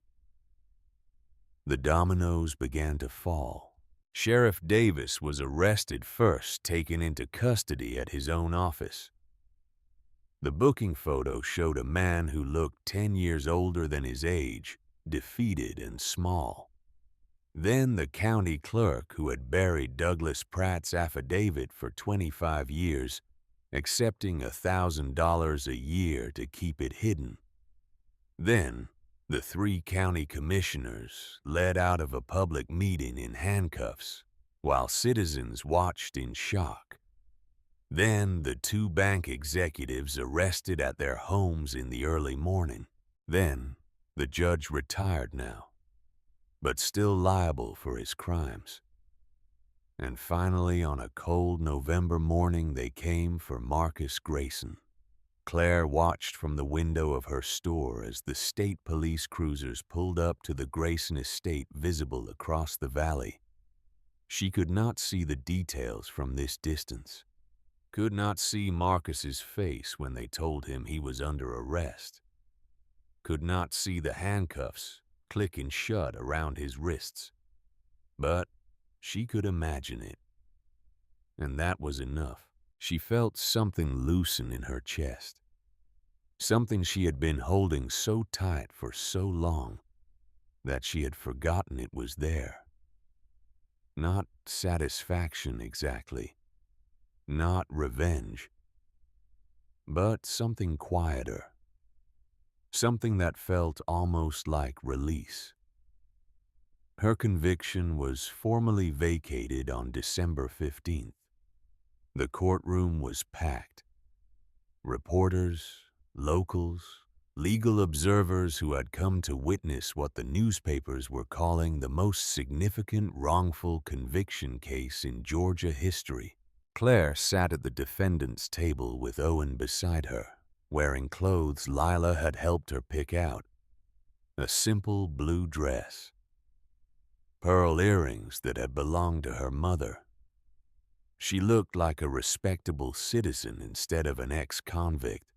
Judge Harrison, a new judge appointed specifically to handle the case because every local judge had been tainted by the corruption investigation, read the ruling in a solemn voice.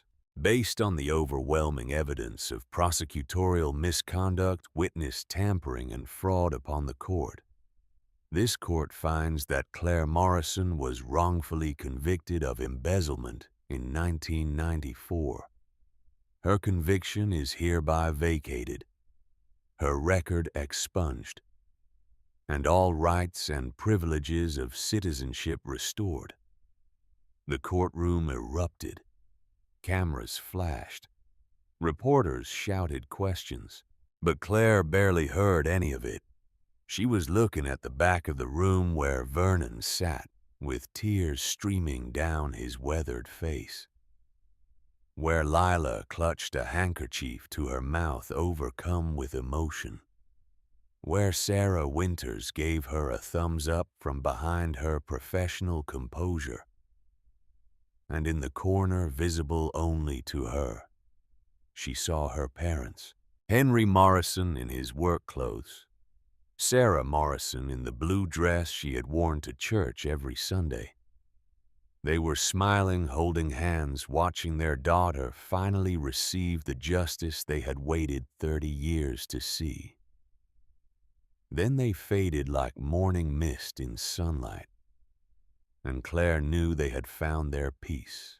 The state of Georgia offered her compensation for wrongful imprisonment, $3.2 million for 30 years of her life, about $106,000 per year. The lawyers calculated as if time could be quantified so neatly. Claire took the money, not because it made things right. Nothing could make things right. But because she was practical and she was 64 years old, and she had a lot of rebuilding to do. Owen came to her 3 days after the hearing with another proposal. The geological survey, he said. The gold deposit. It is worth millions, Claire. Maybe tens of millions. You could hire a mining company, extract it, set yourself up for life.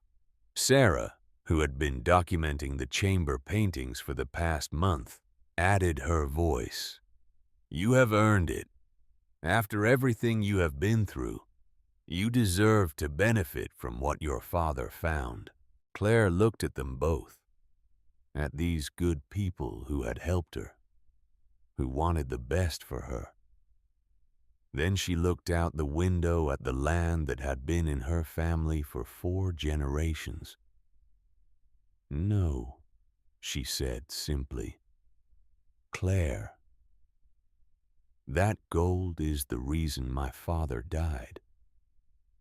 She said, it is the reason I went to prison.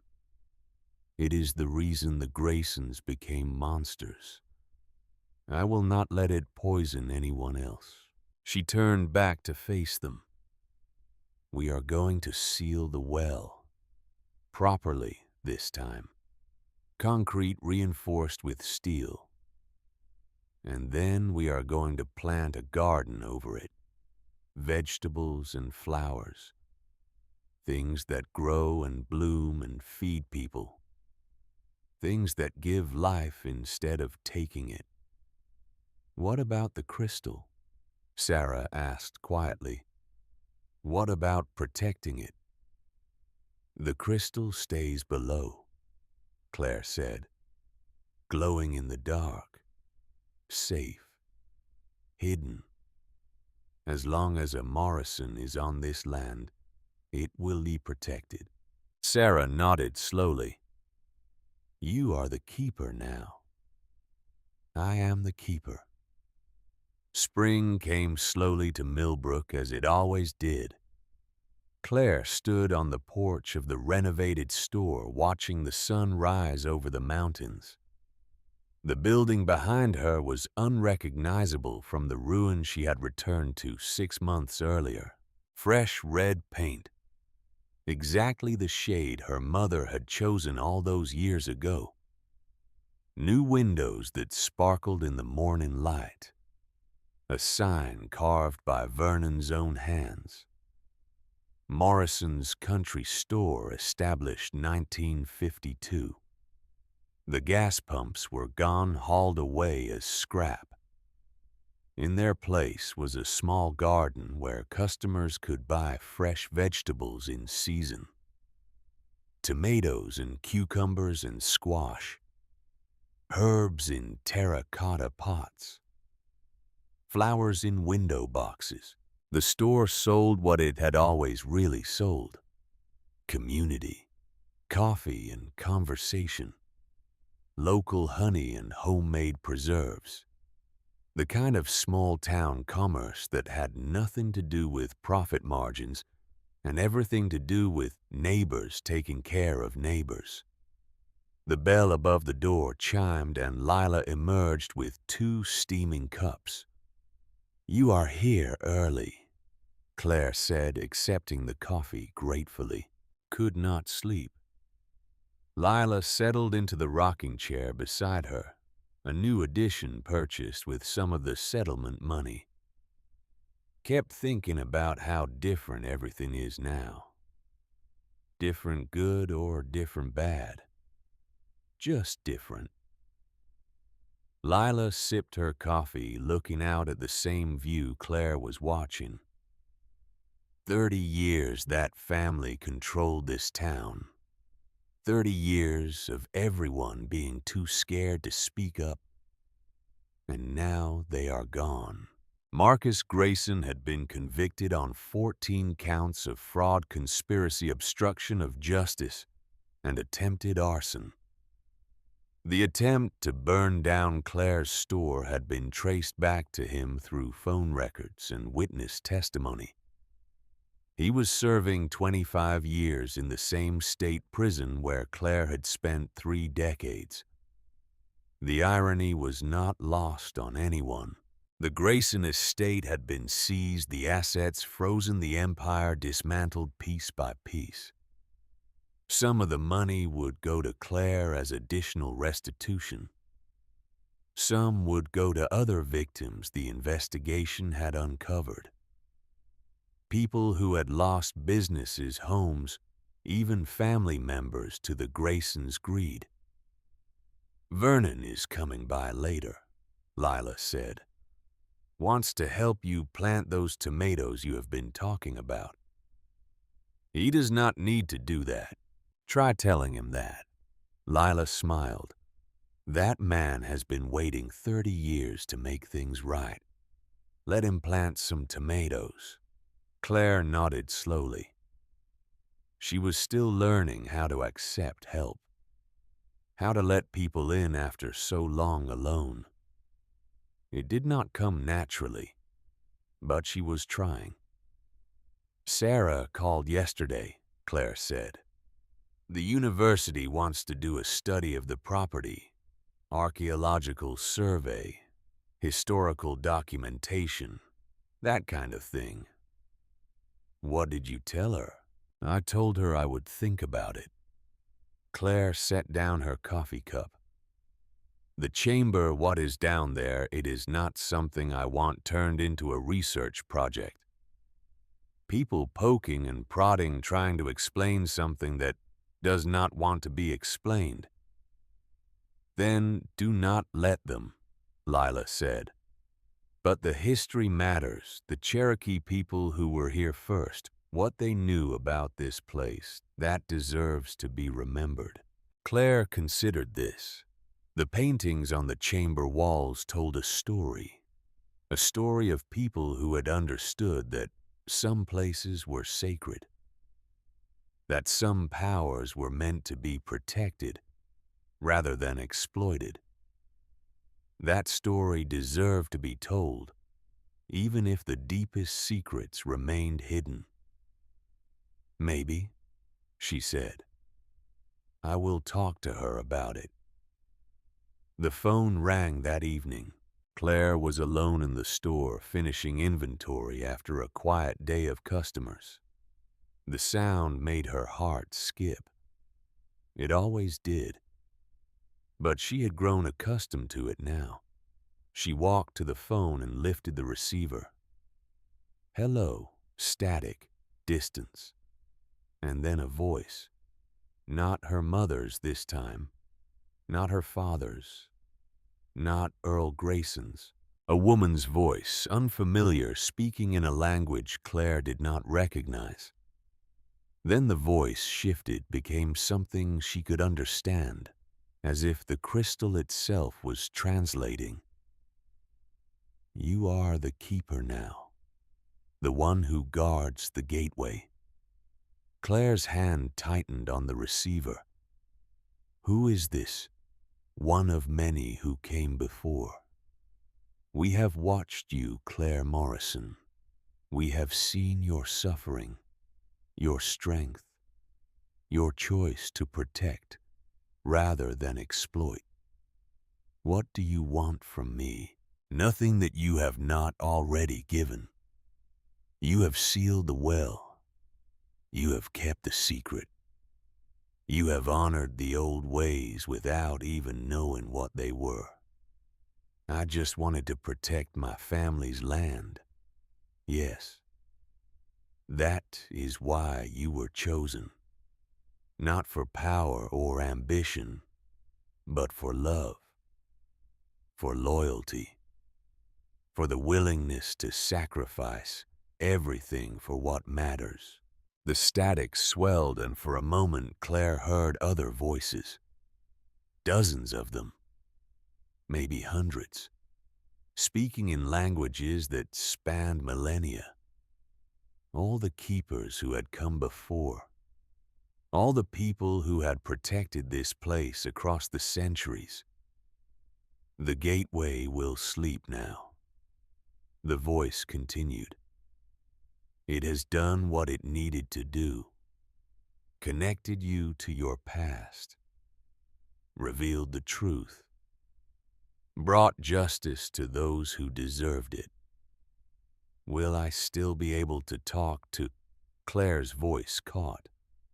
To my parents? A pause. When the voice spoke again, it was gentle. The dead are never truly gone, Claire. They live in your memories, your choices, the person you have become because of their love. You do not need a crystal to carry them with you. But the phone will ring when it needs to, when someone on the other side has something important to say. But that will be rare now. The urgent work is done. The line went dead.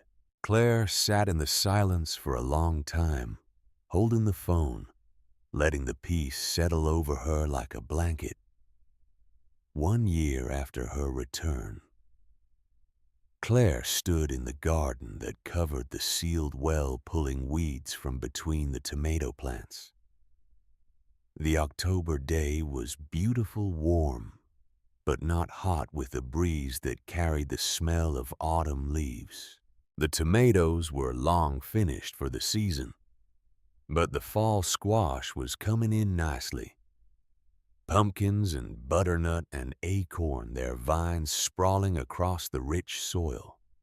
The chrysanthemums she had planted around the edges blazed with color, deep reds and golds and oranges. She knelt in the dirt, feeling the cool earth beneath her fingers. This garden growing over the sealed crystal chamber, over the gold vein that had cost so much, seemed like the right kind of memorial. Life instead of greed, growth instead of theft. 1 year, she said softly to the ground. 1 year since I came back. She did not expect an answer, and she did not get one. The phone had not rung in months. The urgent work was done, the voice had said. But as she knelt there, hands in the soil, she felt something. A warmth at her back, like someone standing close. the faint scent of her mother's perfume, her father's pipe tobacco. "I am okay," she said to the empty air. "I am finally okay." The presence faded if it had ever been there at all. Claire stood brushing the dirt from her knees and looked out at the land that had been in her family for 4 generations. The mountains rose in the distance, painted with autumn colors.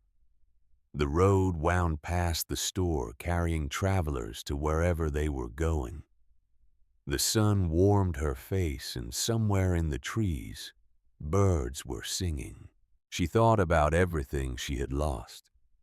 30 years of her life, her parents, her youth, the future she had imagined for herself, the children she had never had, the ordinary joys that had been stolen from her.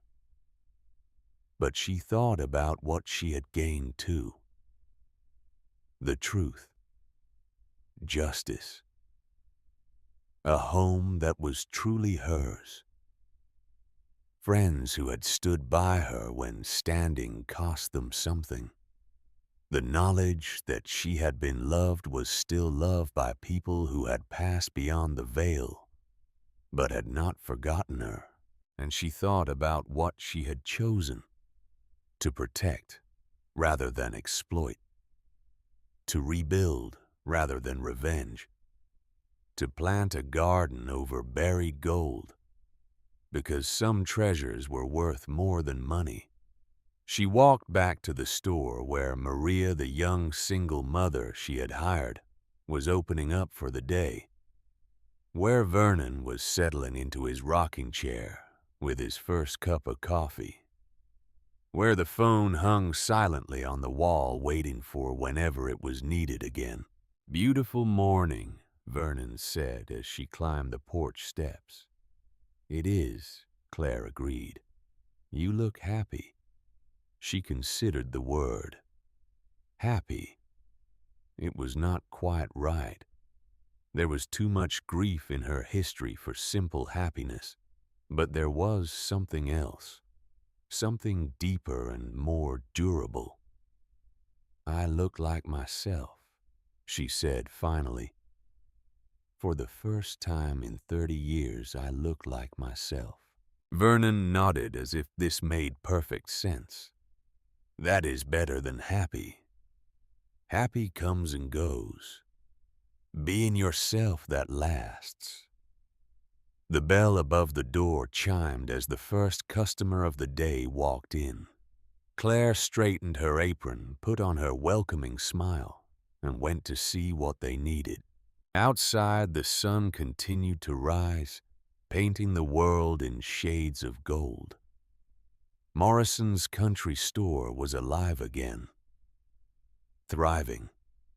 A woman who had lost everything and found her way back stood behind the counter greeting neighbors, pouring coffee, living the life that had been stolen from her and reclaimed through courage and truth.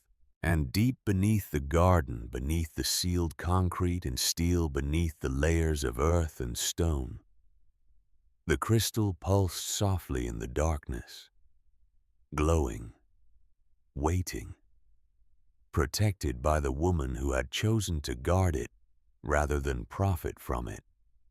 The keeper of the well, the last Morrison standing on Morrison land, a woman who had survived 30 years in prison for a crime she did not commit, who had returned to ruins and rebuilt them into something beautiful, who had faced down powerful enemies and won, not through violence, but through truth.